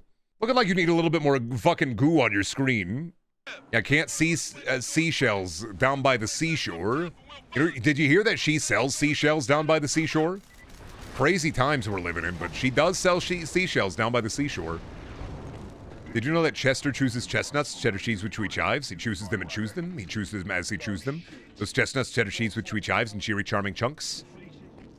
You'll hear that Moses supposes his toasts are roses, Moses supposes erroneously. Moses he knows his toasts aren't roses, Moses supposes his toasts to be. You hear they got wizards in the Bible? Do you hear that actually they're doing a re-release of the Bible? They're calling it the Bible 2. And the only thing that changes is every time that Jesus is on the page, they spend 100 pages describing how hot he is. And then there's a little, they put the little holiday greeting card chips in the book now. And so whenever you flip to a page that's talking about Jesus, it starts playing I'm Bringing Sexy Back by Justin Timberlake. And actually they got Fabio some slime and they got Fabio to model. So Fabio's back. He's Jesus now. They're making the Lamb of God. They're making him cut. They're making him shredded. Is that why YouTube keeps showing me Mormon ads? No, YouTube keeps showing you Mormon ads because they are in a dire fucking hole. They are, YouTube is maybe the worst it's ever been right now in terms of showing people videos they actually want to see. I think they may have put AI in their algorithm, like aside from just the normal algorithm. I think they may have been using LLM style AI in their algorithm and it's just leading people to crap. I can't think of a time when the algorithm has never been this dire. If you go to any channel and turn on restricted mode as well and look at the videos that it hides from you, kind of fucking insane. No, they are in a dire place. They are in absolute dog shit. More than I think they've ever been before. Why did that YouTube poop? What? Rico, set me up. Back to the convoy. Two-headed. Yee. Well, people gotta watch us. We're YouTube. YouTube has become Mr. Beast hell. Like, it's not, I don't really feel like like, I gotta use it still. But realistically, it is just kind of Mr. Beast's hell. Like, it's nothing about it that's valuable really anymore. It is Mr. Beast's fucking hovel. Like, I hate it when I see a YouTuber swap their thumbnails over to, like, the Mr. Beast style ones, too. It's like, at this point, I don't even think they're that clickable, aside from, like, kids clicking on them. I think at this point, it's just, like, the robot sees the dead smile and the empty, like, soulless stare, and it just is like, oh yeah, that's in my database. Let's push that out. I saw a Mr. Beast video in my recommended the other day, and I do not watch anything tangentially related to Mr. Beast. I need you to not show me that shit. It's shocking they rescinded the anti-swearing. Well, here's what they did. Is you gotta remember that the system now is way worse than the system before, because now they restrict videos based on moon ruins. Instead of restricting video by curse words, now it's restricted by moon logic, where it's just, why is this video in a restricted mode? Why can't you see this video in restricted mode? Why can you see some videos where I'm cursing like a sailor in restricted mode? Other videos, way more normal content. Why can't you see those in restricted mode? It is, at least the cursing system, even though it was bad, I understood it. Currently, YouTube runs on moon logic and hopium. Like it is empty. It is vacuous. It is nothing. There is no process. It is just a Dr. Robotnik's mean bean machine set to a randomizer. The entrails of a goat dictate the rules. I mean, that's kind of what it feels like sometimes. I do feel as though they're just kind of like worming it out, and I'm like, what do we do about this? Why are we worming it out? Why not just help people see the videos they want to see on the internet? Why are we worming it out? Think stopping World War I from happening would be better or worse than letting it happen? I'm not gonna put that on me, dog. One, there is at least one or two actually active nerd historians in here, guaranteed. And if not nerd historians, then there are enough people in here who have a passing interest in World War I and World War II history. And hopefully not an uncomfortable amount of World War I, World War II history, but enough to know that I do not have the relevant information to make that call. Two, I am of the firm belief that you don't fuck with time. But Brendan, what about all the people that died? Well, they died. That's life, bitch. Sorry. That already happened. Like, if you could go back in time and change the flow of events, everything gonna get fucked. Everything gonna get sucked.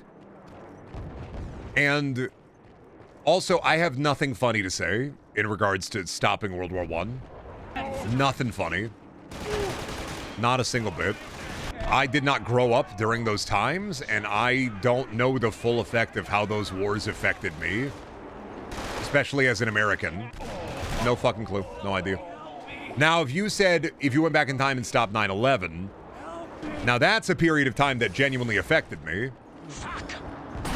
And I would say, damn it, bitch, if I was on that plane, I would have stopped them from hitting those towers. Because that's a historical event that directly impacted me. World War I don't fucking know, dude.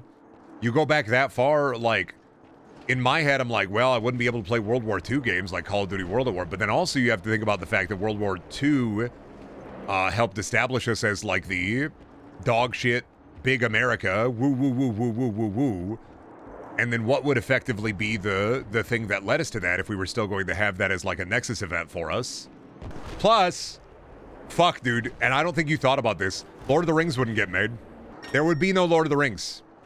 None. Which means there would be no foundational fantasy, which means there would be no Baldur's Gate. There would be no orcs. There would be no elves. There'd be no hobbitses. There would be no fantasy, because all fantasy is tangentially related all the way back to Lord of the Rings. Thank God. Hate to break this to you, but that also leads to no sci-fi, Sidfish, so no big robots. Do you know why? Guess who is foundational in getting fantasy and science fiction published to the masses? That's right, bitch. Lord of the Rings. So guess what? Big robots, out the fucking window. Aliens, out the fucking window. Alien, out the fucking window. Sci-fi wouldn't get a chance to exist in a pulpy way, leading to everything getting created being based off of Philip Kick, Do Androids Dream of Electric Dick, Asimov, L. Ron Hubbard. And no space flight in the US, no space race. Sci-fi existed because of Jules Verne. Yeah, I'm not talking about sci-fi not existing. You're fundamentally misunderstanding what I'm talking about. Did you know that Lord of the Rings getting published is the reason why sci-fi books got published? Crazy. And I'm not talking about, well, Jules Verne existed. Well, there was classic sci-fi. Well, if you think, no, I'm talking about pulpy shit that all the shit you like is based off of. It was popular before World War I. I'm talking about pulpy shit. Actual masses published. I'll give you 50%. You need to read some books on, I think, like literature, sci-fi, and history publishing. Hey, Evelyn. Got some intel for you. Pulpy shit wasn't getting pushed. People were not reading. Sci-fi and fantasy, Lord of the Rings and sci-fi books led to more people getting interested in reading. You are fundamentally, yes. Did Jules Verne exist? Yes. Were people reading pulpy sci-fi beforehand? Yeah. But it was like, you're not mass producing that shit and put it in supermarkets. And it would have completely different influences. The media landscape would be way different and it'd be worse. Like there'd be no tokusatsu either. There'd be no Godzilla. Godzilla, gone. Giant monsters, gone. Alongside of it, giant robots, gone. No World War II. No writing tokusatsu based off of literally the horrors of war. Yeah, you'd lose Godzilla. So think about like the media that you like at least. On top of like the no bomb, no kaiju. Stopping a major historical event leads to worldwide gigantic fuck-up consequences. Would there be maybe similar things? Maybe, but there's no defense in this. All the shit you like would be gone. Well, Brendan, I wouldn't even know that I liked it. Yeah, you'd probably be gone too. You might not be born. Some soldier who lived because he died during World War II went and fucked your mom or your grandma or your great-grandma and had 8 chud sons and 8 chud daughters, and then you were never born. And don't even hit me with the, oh, thank God I would never be born. Don't put yourself down like that. Stop that. Be better and do better. Think about yourself. You're a human being. You got blood in your body. Grow up about it. So, like, I like, realistically, I don't have anything funny to say about it. Weird question. Next bit, please, says the streamer. Next bit. As a history nerd, Brendan is very wrong. I'm not wrong. You wouldn't exist. It doesn't matter. You wouldn't exist. I don't care. Why would I care? You wouldn't exist. Why am I arguing with somebody who would not exist in the alternate timeline? You wouldn't exist. It wouldn't matter. How many books have you read on literature publishing? How many books have you read on writing? How many books have you read? I don't care if you're a history nerd. I'm not talking about fucking overarching history. I'm talking about history and media that is narrated and built off of it. America would not be a superpower. Therefore, you know what? All of us could be reading fucking, if we were even alive and existed in the timeline where World War I and World War II didn't happen, all of us, one, you're chupacabring me, fuck you, and two, we would be reading shit based on like the cultivation and spirit cultivation. You would also not exist? No, I would. Nothing would change. Not a single family member of mine was ever in World War II. They all got together. They wouldn't be influenced at all. They lived out of the dirt. They grew out of the dirt. I would be around. You wouldn't. I know I'd be around because my family's from the dirt. It's different that way. Couldn't have happened any other way. Had to create me in the boy factory. I would exist. 100%. I'm a constant in this universe. I'm an anchor point. Of course I'd exist. I'm fucking awesome. I'm always dirt. I always will be dirt. But I'm not going to argue with somebody who's probably not going to exist. And also, of course, I'm fundamentally talking about media because that's the thing that I can representatively argue about. Fuck, dude. No Battle of the Bulge. No Cockwaffle. No! Like, I don't know! This is a theoretical question. There are no wrong answers. It does not matter. This is not rooted in logic. Time travel doesn't exist. No gulp, no syrup. Is a man not entitled to the gulp of his syrup? Once again, I am asked a funny theoretical question. I think about it way too fucking hard. And then chat makes me angry. Would the whale exist without World War I? No, because part of you have to think about like the prosperity without World War I, without World War II. We wouldn't have the age of prosperity. Therefore, people wouldn't be moving to California specifically to create movies. Thereby, the movie landscape would be entirely different, leading to no whale. He just keeps falling for it. No, you keep falling for it. I'm having a great time, realistically. I'm having an awesome time. Every time you chupacabra me, it's a 50-50. Am I actually falling for it, or am I falling for it on purpose? Because what else am I going to do? I don't have anything else to talk about. What do you want me to talk about? The game? So I'm in the piss shanty outside the big castle. There might be a man in that high castle. Get it? It's a reference to Man in Heist Castle, which is also an alternative history, a science fiction book. A bit of a thinker, I think. The book's always better when you have to explain the joke's always better when you have to explain the bit. I've always learned that. That's one of my favorite comedies. The joke is always better when you have to explain the bit. Hey, Brendan, what if you went back in time to defeat the strongest fuck ice mummy? What would change? I'd bring him back into the real time and I'd smoke a beer with him. And then I'd be like, wait a fucking second. I brought the ice mummy into the future, brother. Now we smoke beers. What the hell is going on? Then we go on a wacky adventure to try to figure out what happened with me removing the ice mummy that led to the only change being we smoke beer now. What's the worst Star Trek movie? Nemesis? James McAvoy as Picard Romulan clone. They killed Data for no reason other than to have him say fuck. And that's it, too. Like, that's Just so Data says like, oh, fuck. But also, I've only seen 2 Star Trek movies, and I tend not to care. I don't watch Star Trek for the movies. I don't give a shit about the movies. Tom Hardy. Tom Hardy is, who did I say? I say Tom Hanks. Tom Hardy. Brain is Bert. McAvoy. Oh, why did I think it was McAvoy? Oh, I thought it was McAvoy because I got X-Men and Star Trek switched up, right? James McAvoy plays younger Professor X, and that is also Patrick Stewart. That's what happened. I figured it out. I figured it out. I was trying to figure out where I got my wires crossed. Will something happen in this game? We're shooting. Isn't that awesome? It looked neat. When you look at the big thingus, and you look around here and you go, wow. It looked neat. Does it have anything else? No. Killzone 1 at least has like, dog shit shooting and it looked like shit, but at least it has the funny cutscenes that look like an SFM. Killzone 2 is going to a Wild West town and looking behind the buildings and you realize it's all a facade. That's why I think it's slop. There is an incredible and impressive technical achievement here, and then everything about everything else just sucks. Everything else about it is either just mid or awful. Like it just kind of sucks. That's the reason it never popped off. That is a great take, Wild West Town face facade game. It really is. Well, it's like look at the pretty graphics, look at the next gen dreaming, the guns handle adequately, the game runs decently, even with the doo-doo motion blur. But then you look deeper and there's nothing. Like as a game, is it just not fun to play? It's just mid. The guns are fine, but they don't really do anything that impresses me. They don't do anything that makes me feel anything. They don't feel like amazing. They don't feel bad either. They're middle of the ground. They're middle of the road. They're not like great, but they're not awful. They're meh. The story is meh. The Helgen are cool. They're freaking epic evil. But then actually, like anything behind them is just meh. The music is meh. Is the game that core then? No, because the technical achievement, the facade is at least worth it. At least they have the facade. Knack doesn't even have a facade. I mean, a boring game is a game that doesn't even have anything that you can say one nice thing about it. And if you try to say a nice thing, you're like, it was like, okay. You never want to say, like, the nicest thing I can say about this game is the guns are okay. The fighting is okay. The story is, I guess, it's okay for like a game, you know? And yeah, Killzone inhabits a lot of that. Story, dog ass. Guns, man, they're okay.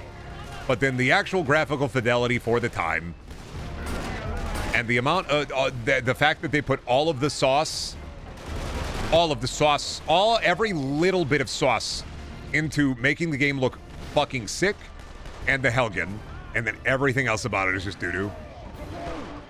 And nice to look at, mad to play. Multiplayer is supposed to be fun. I don't believe anybody who says that. Now, here, I have to make you understand why I say that. BioShock 2 multiplayer was fun. All multiplayer is fun. You're playing with people. People would say the Homefront multiplayer was fun. Yes, it's a multiplayer game. Of course it's fun when you play it against people. That's just a cheat code. You can't like, oh, well, the multiplayer was fun. I was like, yeah, it's a multiplayer. It's really hard to make a multiplayer game not fun, especially if you're playing it with friends. Especially back in the day when this released. Of course you were playing this multiplayer. It's the only game you had. It came with your fucking PlayStation. First, aside from that, maybe you got to rent like Call of Duty one day. Maybe you got to rent Call of Duty 4. Fucking twist! I never say Killzone is bad. I just say it's peak mid. I find that I'm best in mid-multiplayer shooters. Yeah, because the people who are actually gamers are playing the good video games. That's the point.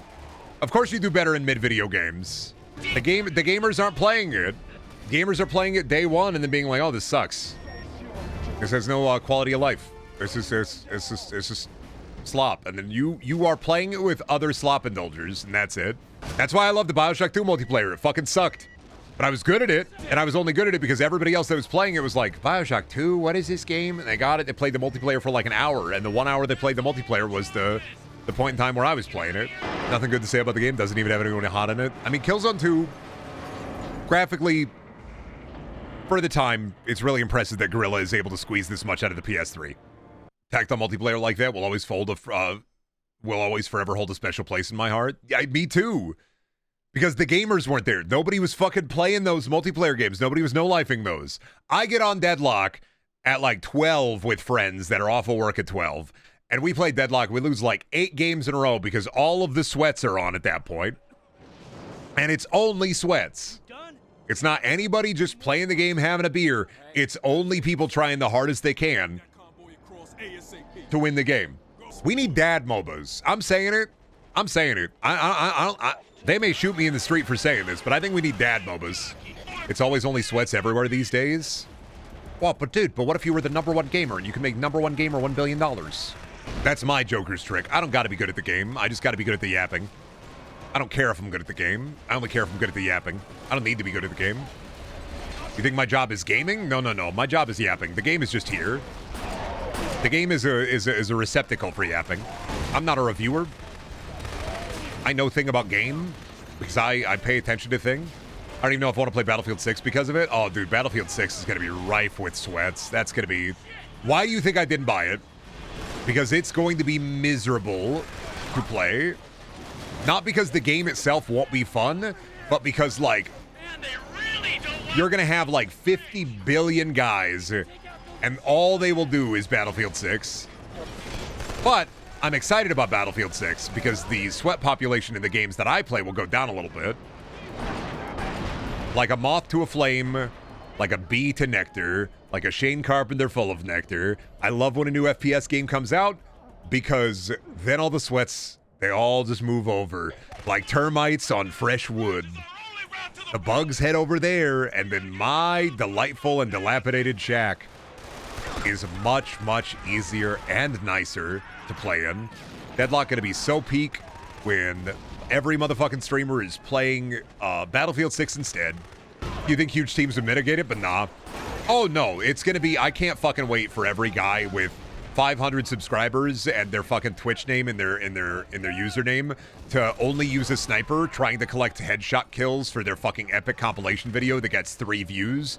So they can tell their mom, I was filling out job applications, but I was making this. This is like kind of a resume in the gaming world, Mom. I would have spent the last 12 hours making a resume and filling out a job application, but I was well, I mean, I was just I had the headshot compilation. It was a lot of, and I can send that into maybe like a like Phase. I can send that to Phase, and then once I send it to Phase, and listen, once again, I understand I'm a streamer saying this. Very funny. I see a job application and I go, whoa!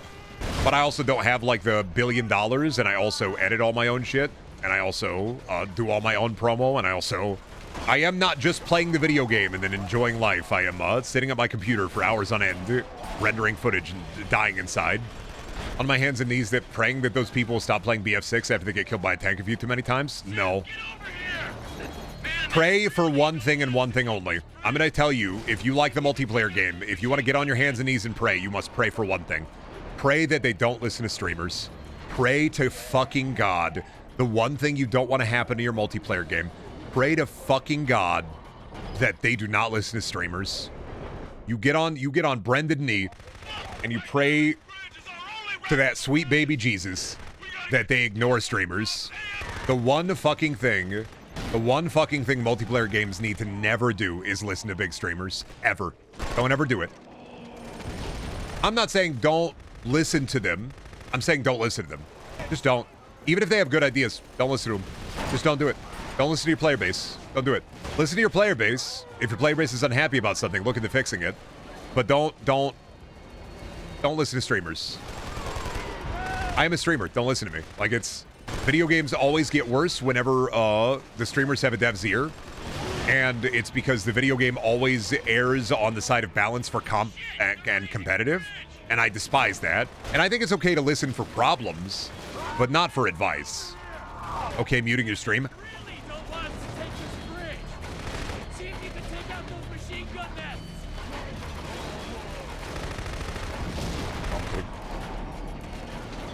Smite, Rainbow Six Siege, listen to too many streamers.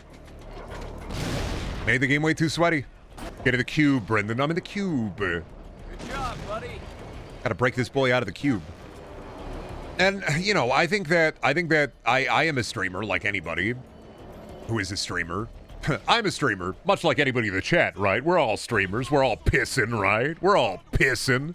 I'd say we're all streamers. Anybody glob they piss? Any globbers in the chat? Anybody glob they piss in the chat? Or just, I don't know what I was saying. But anyway, I don't think it's inherently wrong to listen to your player base, but I do think it's wrong to succumb to the vocal minority. Oh, what you saying? You don't like minorities now? Well, not the vocal minority who is yelling for the game should be more focused on competitive. It's like, no, I think that I'm a believer that if you have a ranked mode in your video game, balancing should be different. I'm saying it. I'm saying it. I'm saying it. I think you should have two separate teams. I think you should have competitive. It should balance differently.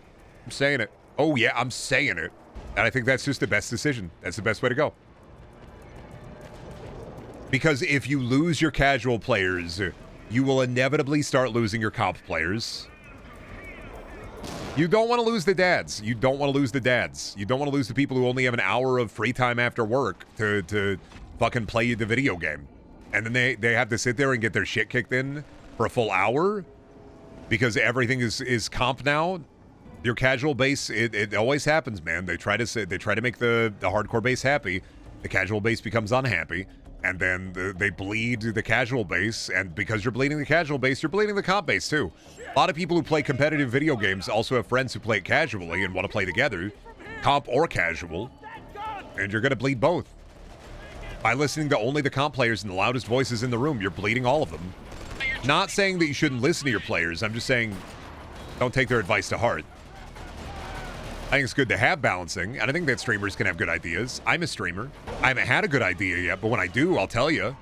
Okay, but what if, like, you had a hot dog and they put two dogs? Okay, what if you had a hot dog and the bun was, it covered the whole hot dog? Fuck, that's a corn dog. Okay, what if you had a hot dog, but it was meat on the outside, bun on the inside? Yeah. Yeah. What if you had a hot dog, but it was meat on the outside and bun on the inside? What if you had a hot dog, but it was meat on the outside and bun on the inside? Kind of like the Double Down from KFC, but it was like a squealing wiener. What if you ate a hot dog and it cried every time you took a bite? They took one of those Hallmark card chips and they put it in the hot dog. It had a bite sensor in it. When it goes more feral, the longer streams go. You should have been here for robots. You're lucky I caffeinated up. I put some energy mix in my big water today. I learned from yesterday and the day before. I need a big water with a big energy in it. Otherwise, I'm not going to be able to keep pace. There ain't no fucking way I'm going to be able to keep pace. I will literally fall to pieces. You eat before stream? I did. I had a scramby egg. Shout out to my wife, my beautiful, lovely wife, who is fucking epic. Made me scramby egg. Brawless, I might. That's a Ninja tweet, honey. Ninja tweeted some weird shit where he's like, playing freaking a game of League of Legends, and my wife, parentheses, Brawless, I might add, brought me a sandwich without me asking. This is epic. Yeah, it's a very fucking weird tweet. I'm making fun of that. I'm not making it weird. I'm referencing the Ninja tweet. I do often make it weird, but I want to bury my face in your ass, so like, of course I'm gonna make it weird. You're welcome. I love you. Oh, did I tell y'all? I forgot to tell y'all about my haunted grandpa story from today and yesterday. Actually, I think my grandpa is haunting me. That's my conclusion is I think my grandpa's haunting me. Maybe Zach. Maybe Zach Bagans was right. My grandpa Gary, my mom's dad. Reason being, and I don't actually think I'm haunted. Let me clarify. Really wild coincidence, right? I was doing writing practice. I've been kind of like writing little bits of prose, little bits of like not just prose, but also just like keeping my thoughts kind of written down because I've just been trying to be better about writing. That's been a lot of my time lately is writing prose, writing like real shit. And I was writing kind of just about my thoughts on my grandpa yesterday, right? Where I was just thinking about him and I was like, you know, I just kind of want to put this page a little bit. And so I was writing about him. I wrote down a couple of paragraphs about him because I was thinking about him. And I go to sleep. I wake up. Shelby gets a Walmart order. And Walmart, in the totes she had bought, had snuck a 3X Nebraska Cornhuskers sweatshirt in her order that she did not pay for. So somebody like surreptitiously put it in between the totes, and it had appeared on our front doorstep with all the totes, just in tow. Related because my grandpa, a big part of his personality, like a huge part of his personality, is that he fucking loved the Cornhuskers. He had the Cornhuskers shirts, the hats, everything he wore was Cornhuskers merch. It was like his favorite football team, not just college football, but like football. And so really fucking weird coincidence that like the Nebraska 3X, mind you, which was the size he wore, apparated in my wife's Walmart order that she did not pay for. I was like, that's just a fucking wild coincidence. Or I'm being grandpa haunted. Which, like, if my grandpa has haunted me, he's seen some really wild shit that he doesn't need to see. So if he is haunting me, he needs to stop. And if he is haunting me, he needs to fight the witch for me. Don't tell that to my mom, she'll get all spiritual with you. Oh, I'm not telling my mom. Trust me. No, I don't have to worry about your mom, Chipples. I'm not telling my mom. She will lose her mind. That's her dad. She thinks everything is a sign. I am not telling her this happened. If I told her to, and here's the thing, I know I'm going to tell her this happened. I'm saying that I'm not going to. I know I'm going to tell her this happened. But I'm going to try my best to not tell her this happened because I really, really, really don't want the slime. Because also, the reason I was thinking about him was because of a family incident that my brother caught on the like Ring doorbell at my grandma's house that I will not go into here, but it's related to the nightmare. And that's why I was thinking about him. And I'm like, I do not need to add this to my mom's, like, spiritual pile. I do not feel like I should. Unless it is a positive reaction. If I can be sure that it is a positive reaction, then for sure. But if it is not a positive reaction related to the nightmare, then I'm just going to keep it to myself and on stream. My mom's pretty normal. My mom's just going through it right now. I mean, with the nightmare and all. And so it's a lot of like, I don't know if I want to like, I don't know if that's going to be a positive add to the pile or a negative add to the pile. Like, I'm like, could be a positive add to the pile. She likes that spiritual stuff. And she also likes she has this thought that my grandpa used to go turkey hunting and coyote hunting. And her and my grandma had this combined thought that my grandpa was resurrected as a turkey. And I'm like, we just get a lot of turkeys around here. I think the closest I ever got to believing her was when our family dog Miz died a couple of years back during COVID. And Miz was old. She was like 15, 16. She had lived a long life. But she was alive while my grandpa was alive. And I went with my grandma and my brother and my uncle to cremate her. And they were only letting a couple of people into the animal shelter because it was COVID. And hanging out with my grandma in the car, we're just talking. She's crying, I'm crying. It's a lot. A very emotional moment. But we see a turkey walk out in front of the car, and it stops, and it looks at the both of us, and then it nods, and then it turns its head and keeps walking. And that's like the closest I've ever gotten to believing in that shit. Because I physically experienced a turkey look directly in my fucking eyes while we cremated our family dog. Good job. And that's the closest they ever got me. Carry on. I still think it was a fucking wild coincidence. Either that or I'm being hunted by turkeys. Maybe turkeys are haunting me, actually. Maybe it's a family blood curse. Noddle, noddle, motherfucker. Pretty much. Your mom paid that turkey. He was a paid plant. He was a plucked pheasant. He was a paid pheasant. Never watched Dune. Oh, you're talking about Harkonnens and Dune. I thought you were talking about. Never watched Dune. I don't understand Killzone. Is Dune a Killzone like? And how is Dune a Killzone like? Never seen it before. How is Dune a Nubby Number Factory like? Can you explain this one to me, buddy? Can you tell me, is Dune a time shift like, or how is Dune a haze like, actually? I only understand media when it's represented by haze. Dune is a haze like because they kill people in it. You, the whispering worm. Actually, Dune is a haze like because people die. Me, the theoretical genius. Actually, haze is a Dune like because the nectar is spice. And then, if Dune is a haze like, it's because the spice is nectar. Guess what? The person who controls the nectar controls the haze. I'm putting Duval in the gom jabber. Let the nectar must flow. How many Hellguys would it take to put down Jumbo Josh? I don't think we've seen. The thing about Sheriff Toadster is he's a cop, but he doesn't have a gun. I don't think we've fully seen. Boom, headshot. Boom, missed shot. Motherfucker. Boom, headshot. All day, all day, all day, baby. All day, boom, headshot. Fucking boom, headshot. Fucking, me when I shit my pants, boom, headshot. Me when I poop and fart, boom, headshot. Me when I miss the shot, boom, headshot. Boom, headshot. Boom, headshot. He has a gun in the Band-Aid is missing game? Well, yeah, but it's a pixel gun. He doesn't have a gun. He doesn't fire when ready. Enough spice exposure turns you into a worm? Does enough nectar exposure turn you into a bee? No, enough nectar exposure turns you also into a worm. You ever hear a carcinization, buddy, where like everything eventually becomes crab? Not a believer in that. I am a believer in everything become worm. And you may say, well, Brendan, why? Well, let me hit you with this. Why are so many people so fucking spineless, if not worm evolution? Why? Okay, I'm gonna fucking lose it. Are these the Ferengi rules of acquisition? Violence has its own economy, therefore be thoughtful and precise in your investment. Templar, Storm. Is that a Ferengi rule of acquisition? It's really close to a Ferengi rule of acquisition. They sell a copy of the Ferengi rules of acquisition. I'm kind of curious. They sell a book with all the Ferengi rules of acquisition. That's like a fucking Star Trek nerd shit that I'd buy. Hey, bud, how the fuck did you get up here, bud? I don't remember any of y'all's names, and I'm not going to remember them. Fucker! Oh, Jesus Christ, Rico. I stand corrected. I remembered Rico. I was hoping that every plaque would be different, but it's all the same plaque. Even their propaganda is slop. They got fucking slopaganda.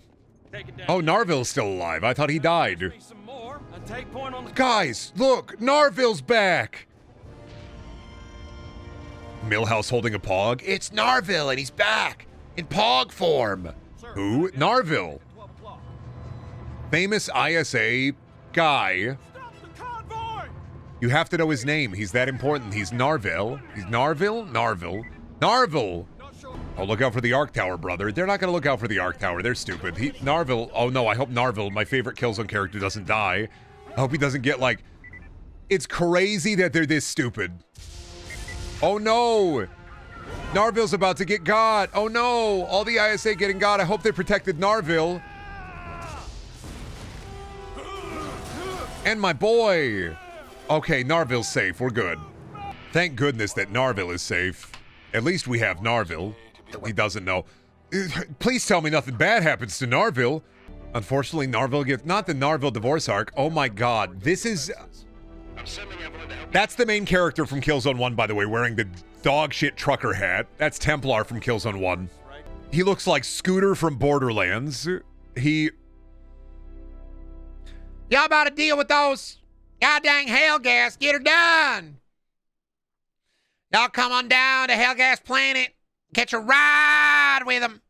Dang old Hellgas be around here, boy. Best be wary of them. Why does he look like a generic general looking guy now? Because all of the good guys in Killzone look like shit. You're not buying the fucking Rico action figure. They made Killzone action figures. None of them are of the good guys, and if they are, those are the ones that end up in the bargain bin. Do not have air support? No, don't ever try to understand the Killzone story. It doesn't make sense, and it doesn't need to. Right. Let's move out. Buddy, in Shadowfall, they give the space Nazis half the planet and say, now don't be bad. Now don't be bad. We're sorry for blowing up your planet. This is an apology. We give you half of Oz. Don't be fucked up and evil. Don't do it. Sarn it. We gave them half the darn planet. They're being fucked up and evil again. Curses. We never saw this. We would. How could we ever think about this? It is, something about Killzone continues to be for me like a 5-year-old with a big book of World War II pictures, just kind of pointing at things and saying, I want to do that one. I want to do that one. Oh no, son, that's kind of fucked up. You want to do that one? I want to do that one. Understand that there are people in this world that think Blood Meridian is just the name of a Killzone 2 level. Yeah, the only Killzone game that tries with the narrative is Mercenaries. Mercenaries is the only one where you do jobs and you work for both sides. And you get like a look at actually like what it is like fighting on both fronts of the Hellgas like ISA war. And that's it. And Mercenaries is the fucking Vita game. But I'm not gonna deny that like the guns handle okay. The look of this bitch is great. But I'm sorry, I can't watch Jujutsu Kaisen. I can't watch fucking solo leveling, buddy. I can't feed my family on hype moments in Aura. I can't feed my family on hype moments in Aura. I need a little bit more. Just a little bit more. Just a little bit more. Just a little bit more. Not a lot bit more, just a little bit more. I can't feed my family based on hype moments in Aura alone. Like, it needs anything else. Hi, Beals. We'll head back. Hi, baby Beals. Weird. Look at the Pete's. Look at the Pete's.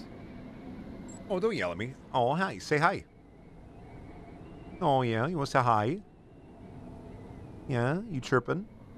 No, baby. You're so rude. Come here. You hate being held so much. Yeah. You say hi? Meow, meow, meow. She says no. She doesn't want to say hi. Oh, there it is. Yeah, she does not like being held. She loves cuddling, but she does not like being held. All she do is yell and make goblin noises. That's it. All she do is yell, eat food, take medicine, scream like a goblin. She's very dramatic. She's over dramatic. She's a lot. Love her to death. But very goblin core. Oh my god. After we did the antenna to turn down the Tesla tower instead of just bombing the tower from our orbital platforms in the sky? Yeah, well, because it's some kind of interference. Just like hover over it and drop a grenade on it. Buddy, I've seen War of the Worlds. Just get Amazon to deliver a drone. Shoot it with a tank from a mile away. You don't understand, but the Tesla tower is protected by magic electricity. You missed the infinite ammo kill you lightning gun that the rest of the level is built on? Oh. Well, they should have had me just pick it up in cutscene then. Make your way here to transportation control. Oh, no, I didn't. It's right here. See? You thought I missed it. I have it, actually. They put it in a couple of places. Or that's the first place they actively put it in. Oh, well, I was going to get in the bucket, sir, but I fucked it. Fuck it, we bucket. Fuck it, we ball. Fuck it, we bucket. Give me the lightning gun. I want the unlimited power. Turning Killzone 2 into Ban 8. I was going to say, holy shit, but then I remembered that there's no Killzone characters that I remember. So, unlike Ban that has very memorable characters, Killzone has none, so. Do I even really got to shoot guys? Couldn't I just sit in the bucket? Couldn't I just sit in the bucket? It's not like the bucket takes damage or anything. I can just sit in the bucket, really. Like, they wouldn't know. I'm hitting them with my famous Killzone lightning attack. Too much pasta, not enough sauce, many such cases. Where's the sauce? This is fine. I'm just one of those Kyle games where I'm just like, where's the sauce? It's not bad. It's not great. I'm thankful that it's kind of mid. I don't really have anything to say about it other than that. I fight the drone. I'm in the fucking factory. Can I call it Killzone a nothing burger? No, I mean, it's a something burger. There's sometimes a problem where you can have a good-looking game. You can even have fun weapons. You can have a cool-looking enemy faction. When your main character is so empty of anything, it's just, why do I care? This is John Killzone. He kills the zone, but why? Weren't we trying to shut down a Tesla tower? What are we in this factory for? I thought we were trying to shut down a Tesla tower.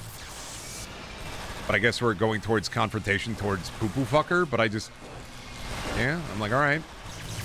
That's cool, buddy, but where's the sauce? If he at least said, quippy lines while he killed him.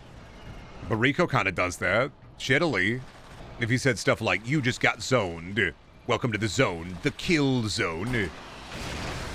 Dr. Killzone was my father's name. Please call me John. John Killzone.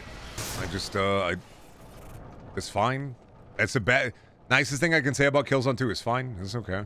It's alright. It's alright. It's alright. It's alright. How was Killzone 2, Brendan? Oh.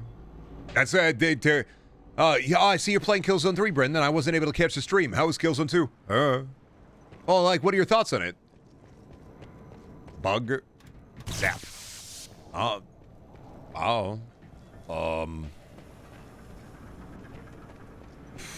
They put the fish in the percolator. It's a game. It's really worth playing. Yeah, maybe. Don't really feel a lot right now playing it. I'm in the Tarsus refinery. This is a video game that has a level called Blood Meridian. Does not live up to that at all. Check it out. Is that why the Helgen are all really white? Because one of the dudes who wrote the game was like, Blood Marine's kind of a mindfuck, dude. Just keep moving. What will men do in times of war? And I'm like, oh man, did the person who write the Killzone story read Blood Meridian? Or was it like a dev who worked on it? Or because like even though that book fucking sucks, like it sucks on it sucks in a good way. And I'm also trying to think why that level is called Blood Meridian. I just don't. You're not drinking milk from a baby's skull. Like the characters present like, oh, we're gonna kill the fucking Hellgast and fucking kill him dead, but like it's not really represented.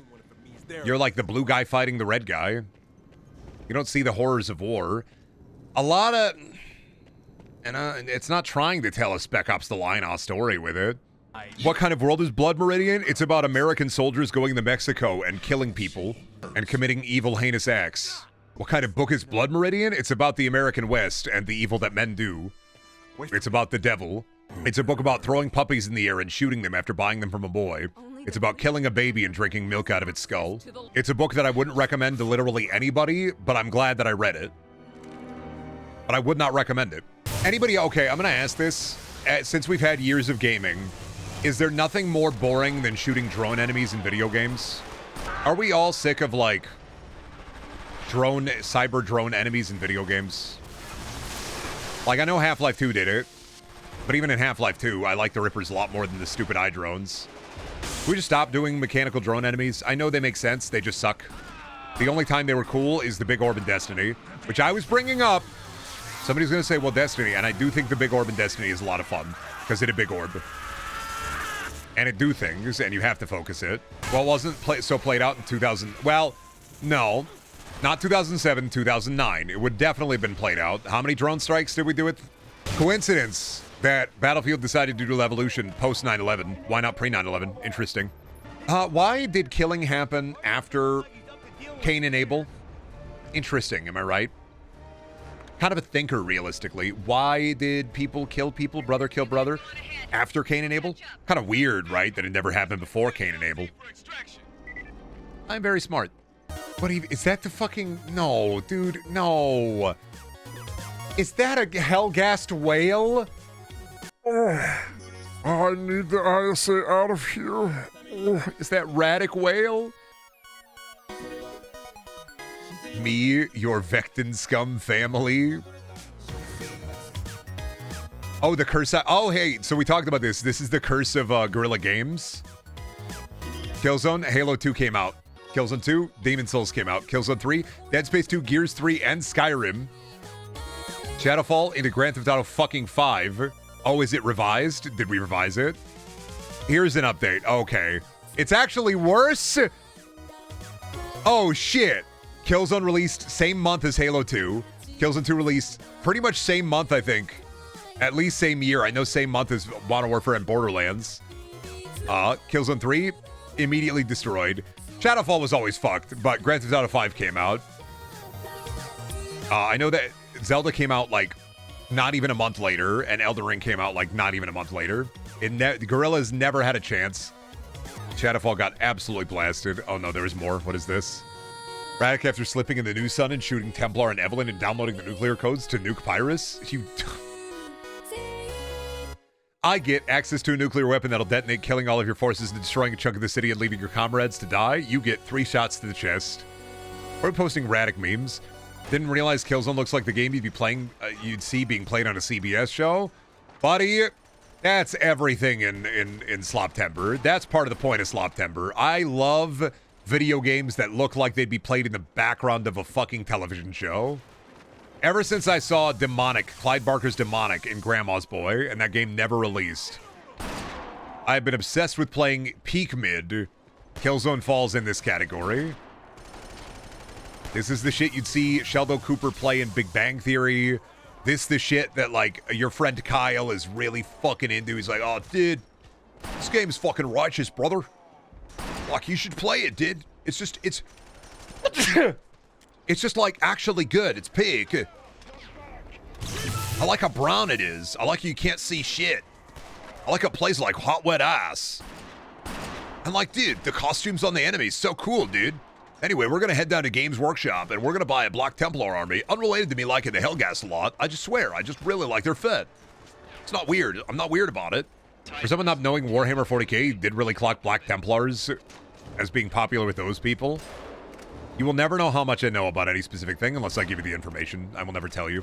Why is that hard to believe? I know way more about Labubus than anybody should know.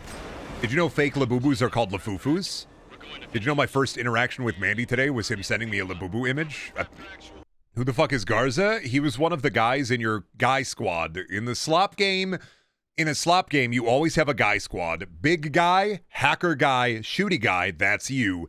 And maybe the fourth one, which is usually like, the fourth guy is kind of a chimera, depending on the kind of guy they decide to go with. Sometimes it's Medica guy. Sometimes Medica guy is science hacking guy. Sometimes it's even larger guy. Sometimes it's sniper guy. But it really depends. It's the 4-guy archetype with you be the shooty guy, or 4 guys and you are the rookie. As a kid, I always assumed you play as the scary red-eyed enemies, not random soldier dudes. Welcome to why did they put so much pussy into the Hellgast when you're just killing them en masse? And so I don't give a shit about the guys that you're playing as because they don't have this. They have nothing. Every fucking time I play Killzone, I just boggles the fucking mind how the ISA is a wet napkin. There's nothing about them. They're fucking nothing. Just leave it, man. They are dudes in green and blue, and there's nothing to them. All personnel to backup stations. Garza died. I don't know who that is or care, because even during the cutscenes, there was nothing that made me want to invest in those guys. They are an avatar for the player to see the characters that one designer just based off the evil guys from Jinro. You are literally just a camera, so you can see the Hellgast and go, yeah, the Hellgast are pretty cool, aren't they? They're pretty cool. They're the red-eyed guys. They're pretty cool, huh? They're pretty cool, huh? The Hellgast are pretty cool, huh? They're pretty awesome, huh? They're pretty awesome, huh? This is, Killzone has the depth of a 14-year-old's manifesto. I saw those red-eyed guys, and I was reading a World War II book, and I thought, what are the red-eyed guys? They're the bad guys, but like, so I was reading my picture book for World War II, and I came up with the idea. After playing Minecraft, you go to hell in Minecraft, right? And they got that in hell. They got the fucking, and like if you put those together, you can make that the red-eyed guy. And so, I mean, this came out before Minecraft, so like the Hellgast are like crazy soldiers. They're all bald, they're all white, just like me. And so they wear the helmets, the scary helmets, and they do, I don't know, evil stuff. What kind of stuff they do? Well, they invade the good guy planet, and so the good guys go and invade their planet, and like, I don't know, man, this stuff happens, you know? Some slop video games, like Guerrilla Games, aside from Horizon, which is all right, really what they needed was just a likable protagonist. That's it. A likable protagonist and a reason for fighting other than the red guys are the bad guys. And like, they're fucking, look how evil they are. They're fucking scary evil. And they didn't. And here's the thing. Video game writing, not that high of a bar I am all for good video game writing. You need a good guy. Good guy should be cool. That's like the bar. And there are so many games that don't reach the bar. Like, your good guy doesn't have to have the depth of anything. He just needs to be cool. Like, that's the fucking bare bones, bare minimum. You talk about that with books and movies and TV shows, you're talking about like dad slop shit. Like Tom Clancy's Fuck Butter 79. One thing that video games sometimes don't get when they fail is, narratively, you can have the coolest video game ever, but if your character's a fucking dork or a dweeb, it fails.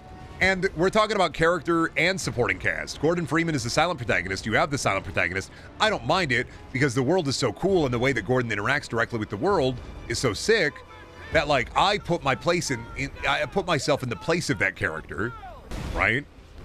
They are an avatar for the player. In Killzone, you are also an avatar for the player, but all the characters that are the supporting cast fucking suck. All the sauce is in the bad guys. And the gunplay isn't good enough for me to ignore that, and there's not like puzzles or timing, it's a linear shooter. So like, if it can't be as good as Battlefield Bad Company 1 and 2, why the fuck do I care? Jack Reacher is 100% dad slop. Yeah, no, 100%. It's not that you need a Master Chief. It's just your game needs to be good enough to stand on its own. Sergeant, we're gonna take out Or you need an interesting enough supporting cast to carry up more mid-game play. You cannot just make the enemies cool. Can't. And Killzone is a fucking sign of that. You can't just make the fucking enemies cool. Why does he look like Coughing Baby when he... Templar, come on, man. Your fit is so fucking shit. That hat fucking sucks, dude. It fucking sucks. I hate being a guy who rags on somebody's fit. I do. My fit, I wear fingerless gloves because my hands are cold. I wear piss-ass glasses. I look like I should be sucking Mario's dick right now. But that hat fucking sucks, dude. Even I know. And I wear fucking shorts and gamer t-shirts. Listen, if I had the money, I would dress up like fucking Pancho Leomon, right? Like, guaranteed. I'm not good with fashion. I know that my fits fucking suck. And I like that they suck. But that hat fucking sucks. That's a dog-ass hat. I look like I should be fucking talking on TikTok about politics in your feed with 20 likes. Which kind? Also, my problem is I fear for my fashion if I ever had any amount of money. I do. I would probably look like Wergurumon. All those belts, dude. I would be a problem. If I had the money, I'd be a problem because I know I'd turn into a goth dad. Couldn't afford this when I was a kid. Time to do it now while my skin is still smooth. I don't know. I don't ever really worry about it. I know that I'm never going to be as dire as that one guy who posts on TikToks that says, "Can you really believe I'm 36?" And the dude has done no skincare. And obviously, yes, I can believe you're 36. After a certain point, you got to stop coping. I do skincare. I put moisturizer on my fucking face. Because you should. And I look my age. Except for the weird chat members who are like, you can look like late 20s. No, I look 32. The moisturizer is a recent development? Well, yeah, because I have really good genes when it comes to my skin. The only reason my family has dog shit skin is because they all smoke. I have fantastic fucking skin. I didn't get a breakout until after I was in high school. I didn't have pimples. I still rarely get pimples. I have good skin. It's one of the perks I got. Blemish upon you. See, the problem is if I get blemishes, I get them I get one really gigantic one. And it'll be on my head, and then my wife has to take care of it. And that's the type of shit that you have to see on Dr. Pimple Popper. Body butter helps a good bit. I gotta get the body butter. Gotta get in the bathtub all body buttered up. I gotta get nice and wet and goopy. Gotta get the body butter, Brendan. You gotta be a body butter boy. Body butter boy. Your body's better with some body butter. A bit of body butter makes the butter better. A bit of butter. Fuck, dude. That's a bit of body butter makes the body better. What was I talking about? Bit of body butter makes the butter better bitter. Fuck, I got lost in the tongue twister sauce again. Body butter better butter bitty. Betty Butter bought a bat of bitter butter. She put it in her batter. It made her batter bitter. A bit of better butter will make your batter better. So Betty Butter bought a bit of better butter to make her batter better. Now Betty Butter bought a bit of better batter to make her bitter batter better. There it is. I remembered. But yeah, I wanted to ask about skincare because I get random breakouts on my face. Wash your face. Out of that. See, here's the thing. I'm not gonna lie to you. I hit the genetic lottery. My wife fucking hates it. She gets breakouts. I do not. Change your pillowcase. You can try creams. My wife has tried 80 billion different things and she still gets breakouts. Start with a basic face wash. Go from there. Wash your face every day. Drink a lot of water too. Hydrate. And you can do all that and then your hormones might also just say fuck you. I don't get breakouts. I just do a simple face wash and moisturize. And some days I just forget to face wash. And a lot of the time I forget to wash my pillowcase. I just kind of raw dog it. I only moisturize and wash my face regularly because my wife is like, you got to do that now. And I'm like, all right, that's fair. It's a good deal to do. You take care of your skin. Smoking will also make you age like 80 years, so. And sunscreen. Yeah, sunscreen when you go out is also a big one. Just a quick dab. No, Skybeam has fallen. That's the strongest working actor in Hollywood. Oh, we still have one. Never mind. Skybeam hasn't fallen yet. Oh yeah, dude, the Gen Z, why does Gen Z look so much younger than we did? I always loved the millennial cope as a millennial, which is, why do millennials look younger than Gen Z? And I'm like, well, it's your sample size, dude. Like, part of it is a lot of vaping. Part of it is a lot of millennials moisturizing. Why do we look younger than our parents? Because it's our generation. And also our parents were smoking 80 packs a day. Part of it is you are also posting, like, you always see, like, them post, like, Gen Z people who have, I don't know, mid-20s, and they've done a lot of outdoor labor. And it's dudes who just never sunscreened. And so, of course, they're going to look older. The sun is beating down their fucking face. If I go outside and put sunscreen on, like, of course I look younger. Not a lot. I still think it's a bit of cope. It's a very cherry-picked sample size, yeah. There are people who are millennials who look older. There are people who are Gen Z who look younger. Like, it's there ain't no weight to it. We should make Brendan get a sunburn. Why do you want me to get? Do you want me to Hannibal Lecter my face off? Like the? They're like augmented dudes under there. Helghast are just literally space Nazis, but bald white guys. They're just. That's it. That's the entire bit. That's why their guns look sometimes like World War II weapons. Killzone is just... Killzone the first was just, oh my god, look at all these World War II shooters. We should do a World War II shooter, but like, the Nazis are in space. Oh, Killzone 2 and Resistance 2 both did that, where you kill the protagonist of the first game. Huh. And Resistance did it better, too. They're like space Nazis, but their fascist ideology isn't even particularly interesting. They're like Saturday Night cartoon villains. Well, because their ideology is just... We are bald, we are white, we have the red, and we're gonna get your planet. Because we're mad that we gotta live on Doo-Doo Planet. And then I think this is, you come to Doo-Doo Planet, and you invade their Doo-Doo Planet, because you're mad at them for invading your planet. And then I think 3, you blow up their planet, because you're like, you're evil for taking our planet, and your Doo-Doo world sucks, so we're gonna blow it up. And they're like, you blew up our doo-doo world, fuck. And then Shadowfall is, sorry for blowing up your doo-doo world. Do you want half of ours? Please promise to don't be evil. And then you give the evil red guys half your planet, and then they're evil. The only game where you get to see any amount of actual, I think, Helghast living is maybe Mercenaries. Mercenaries is the only story that gives both factions any amount of weight to them in any interesting way. And Killzone Mercenaries is the fucking Vita game. Have you played Ark Survival Evolved? Am I fucking... Do I look like your cousin? Do I look like your little cousin? That's like a little cousin game. You gotta get on the Xbox. You gotta jump on the Xbox. And then if you jump on, we can play Ark together. That is a coworker and a cousin game, I would say. Oh, dude, you play games? It's awesome, man. So cool you started working here. Add me on Xbox and we play Ark Survival Evolved. What? If I wanted to watch dinosaurs poop, I'd Google it. All right, cool robot, I'll take this. No, idiot, we have to have the big cool robot power fantasy segment. Duh. Me when Killzone turns into Mech Warrior for all of, I don't know, probably 15 minutes. Mech cool, but kind of want more out of a mech segment. I don't really care for the, you know what, this is my Peter Griffin moment. I didn't really care for the mech segments in Doom. I didn't really care for them. Not saying they were like shallow and pedantic or whatever, but I just didn't really care for them. And I did all that just to walk like 20 feet. It's basically just a tank segment. If I want mechs, I'll play Armored Core. Like that's... You got a big mouth.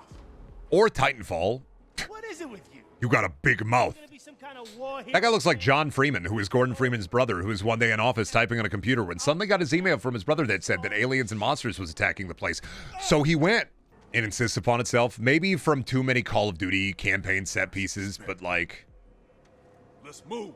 It's really hard for me to feel anything other than, this is the power fantasy moment where I walk in my big mech and then I walk in a line in my big mech and shoot at the guy as they appear. Like, yeah, I mean, that's cool. Like, it's... Well, like, it really is the, here, kill 80 billion Helghast. Here, get in the tank, kill 80 billion Helghast. Here, get in the helicopter, kill 80 billion people. Here, get in the AC-130, kill 80 billion people. Here, get in the slow thundering fuck, and then kill 80 billion people. I always like the set pieces in COD where it's really fucking weird, like when you're on the jet skis. You're like, shit. get on the jet skis, which is just really a tank segment, but instead of you blowing up stuff, you're on a jet ski. That's weird. Or Uncharted, where it's very, very cinematic. Because at least on Uncharted, like, that's part of the charm. And in a Call of Duty campaign, I'm just like, I've done so many Call of Duty campaigns. Set pieces like this, I just want them kind of over with as soon as possible. Oh, we got to kill one of your friend cars, because they didn't render out a car for the Hellgast in this one. Easier than giving the Hellgast a car. Well, we already gave the Hellgast so much sauce and a tank. We can't give him a car. I remember the first game, they had the weird, like, I guess the really, like, neat, like, winged sparrow kind of looking vehicles. Yeah, but they don't have those speeder bikes anymore. Why? Because Killzone 2, it has the 6-axis. When you go to a valve, and you spin the valve, you got to use the 6-axis. Pretty cool. I really wish, in any way, shape, or form, they had figured out what makes a faction have any kind of sauce. And it's so easy to have, like, this disparity of, like, even if the Hellgast are, like, super evil space Nazis, they don't explore any interesting facets of their culture except for they're evil. I'm not saying that, like, they have to, but, like, man, they don't do really anything aside from look how cool and evil they are. But similar to, like, the ISA, they really, like, there are vending machines in Killzone 1. That's as far as it goes. I know you guys are pretty down about our friends on the new sun, but we have to concentrate. Bomb. Oh, Modern Warfare 2 when you're playing the American. Modern Warfare 1, I think, actually. That looks good. It's a really good looking scene. Shame it doesn't mean anything. Now zoom in. Make this Twin Peaks The Return. Zoom in.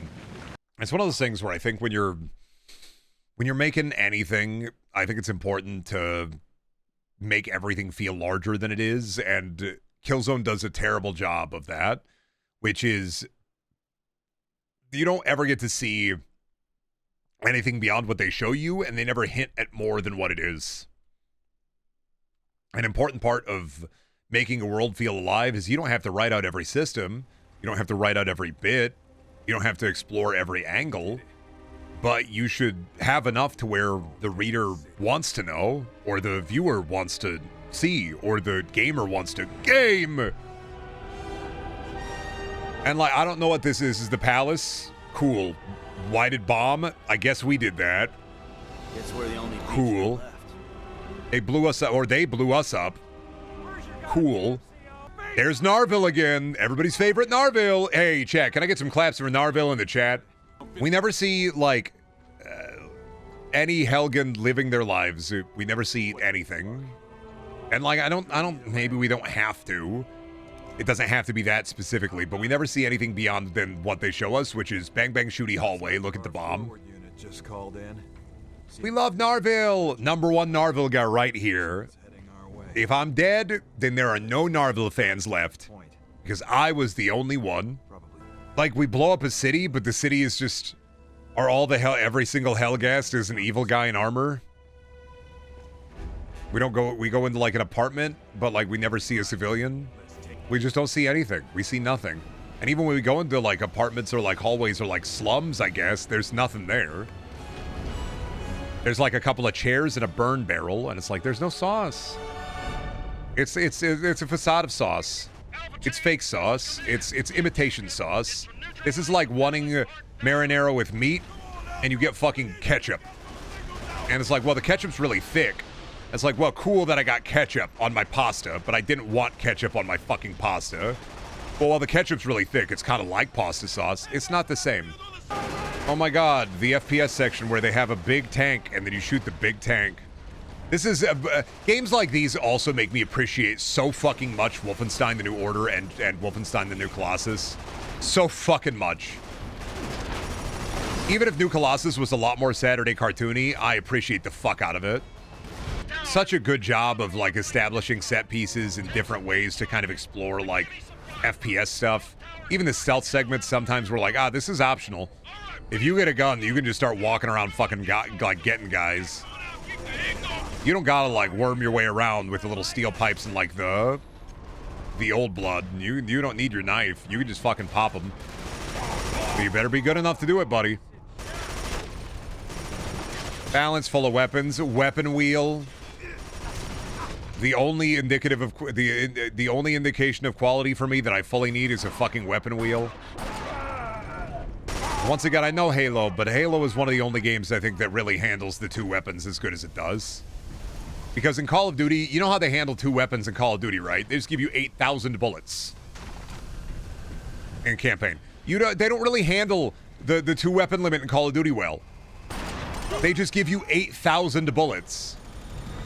Dual wielding, fucking weapon wheel, upgradable weapons, like it's everything I need, like out of a game. That's why I like Raven Software so much. And if you like Wolfenstein, play Resistance 3.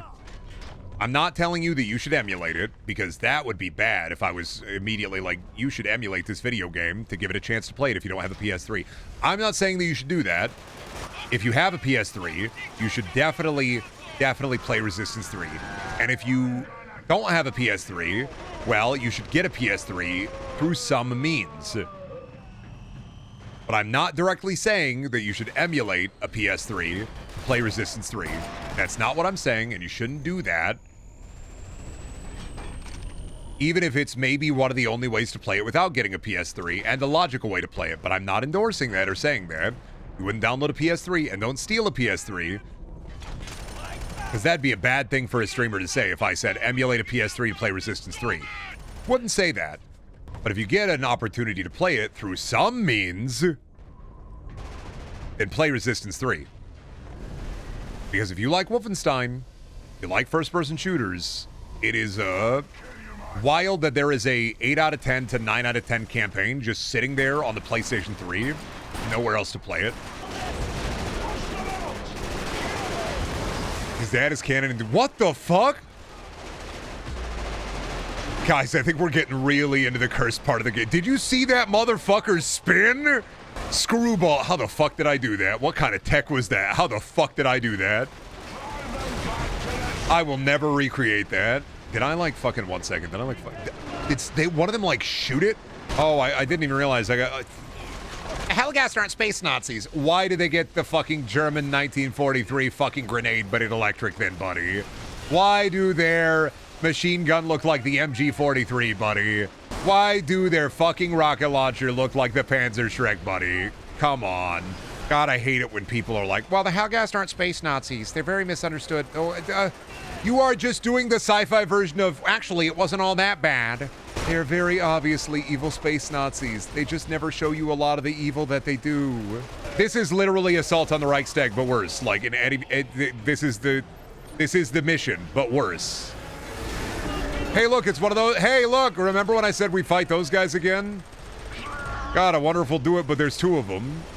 It is just Assault on the Reichstag. They really did just make, okay, a World War II game. Got it. Where there's space Nazis. Got it. But it's worse. It's worse. It's worse than, like, most World War II games, sir. It just is. Imagine making your space World War II game after World at War, and it's just worse. It is World at Worse. And it's not even, like, awful. It's just mid. It's if only Reznov was here. If only any of the characters on the blue side had any amount of sauce in any way, shape, or form. If the ISA wasn't a fucking empty fucking goddamn vacuous hole with which you put your fucking meat hooks into, and if the Hellgas weren't anything beyond, they have red. They're red. Why do we go and do the thing? Because the red guy bad. This is literally just, Killzone is just 2 for it. Remember when we had to kill one of those things with, like, electrifying it? Crazy how I shot it 3 times and it blew up. But, like I said, compliments to the chef. It looked cool, and it has that going for it. At least if you look at it, it looks like cool things are happening. Nothing's really happening. You could show somebody 5 minutes of gameplay at Killzone and be like, this is the best shit ever, and they'd be like, oh, hell yeah. But then, like, you know, actively playing it, that's another story. Yeah, I'm gonna give it an L on this level. I don't think I minded much of the gameplay. I think the gameplay was kind of, like, good to mid. Will say, I think this level is ass. I think I'm okay to say that. Only available weapons are the really dog shit Hellgas rifle or the dog shit MG. Not even like the good MG either, because like this is our final stand. They nuked us, they blew it up our sky beams, so we gotta be way better than the red guys. It is actually actively Assault on the Reichstag, but all of the guns suck. Because it's also the flamethrower. Holy shit. They really did just say, put the fun down, buddy. I can't believe we, the climax of your story should never be, put the fun down, buddy. Like, we even had the cool bolter weapon and the fucking lightning gun. They were pretty awesome. I liked them a lot. Too bad we'll never see them again. I feel like maybe the big LMG was supposed to be also part of the power fantasy where, like, you got the big gun because you're a big boy, but it sucks. There's a Call of Duty campaign where at the end, you put in Juggernaut suit, you get big minigun, and you go in and you fight the guy. Kind of fun. Still a bit of a dookie segment, but kind of fun. This is reminding me of a much worse version of that, and that one was already kind of weh. Yeah, the Juggernaut mission is a reverse no Russian. I get that. You go into the big place and you have the big suits on and you have epic weapon. Well, that's part of Call of Duty set pieces. It's a power fantasy. In Killzone, we call that a poo-poo fantasy. I will always give it to Gorilla, though. I mean, like, definitely, if you are named Kyle, you're gonna love this fucking game. This is such a Kyle game. And it's not that bad. I am streamer over-exaggerating. It's just, it's mid. I was hoping for more. I feel like my hopes got up way too high after playing Resistance 3, because it just is that good. And after discovering that Resistance 3 is peak, now maybe my hopes are a bit higher, and I'm getting kind of what I expected out of Killzone 2, which is mid. Sometimes peak mid, sometimes bad mid, but mostly mid. Whoa, Radic. Look how cool he is. He turned invisible like Halo. But he doesn't know that I know what the invisibility power-up in Halo looks like even when you're invisible. He has no fucking clue. Yeah, this is delightful. There's one guy, and he will have 1 billion guys. Love that the boss is also red-eyed Helgast, but he has a different hat. I'm gonna be honest, I think that Storm the Reichstag on veteran with the grenade spam is, well, it's at least challenging and weird. It might be more fun than this. And that's with, like, every enemy sending 80 grenades your way. The Slopmeister was here, you're right. He arrived on set for Killzone 2 a little bit late, and he said, what about the end level? Should we make the end level absolute dog shit? Well, I mean, some parts of the game are alright, and there's, like, 1 or 2 little cool bits, but I don't know if we want to make the end dog shit. People may just be like, oh, the whole game is dog shit. No. You don't understand. In the Slopmeister, you should make the ending level dog shit. Because then, it's dog shit. This sucks, and if I die fucking once, I'm set back all the way back to being down on the ground. Really don't know what they expected. I don't even know where Radic has been. I don't know where he is. I don't see him. I'm just getting 80 billion rockets fired at me, because that's an awesome bit. They're firing the fucking grandmas at me like I have the ability to deal with the grandma rockets. Like, it's like, dude, I'm a guy. It's me and Rico against the fucking world. We don't even have Narville. Where's Narville at? Who up? Where Narville?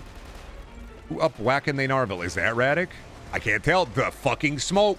I fucking love Killzone so fucking much. I'm going to get a Killzone tattoo that says, yeah, this game should definitely kill its zone. Please never remaster these. It's not worth it. Keep Gorilla in the Horizon mines, actually. They got so many goons they don't even know what to do. Except fire rocket, scream, go, Urgh. Where? Fucking where? Visual indicator, anything! Why is this why is this the bit randomly, like, invisible teleporting around? What are you, fucking boring Deadpool? We already got that, bud. Oh my, this is just like the fucking turret section, the AA section. How fucking long? Guys, come on. How fucking long, dude? He's really just back up at the balcony, ain't he? That's so fucking anticlimactic for that guy. I thought he was gonna ragdoll. He's not even wearing full armor. It's like a shirt. His fully armored... That's the funniest fucking thing I've ever seen in my life. I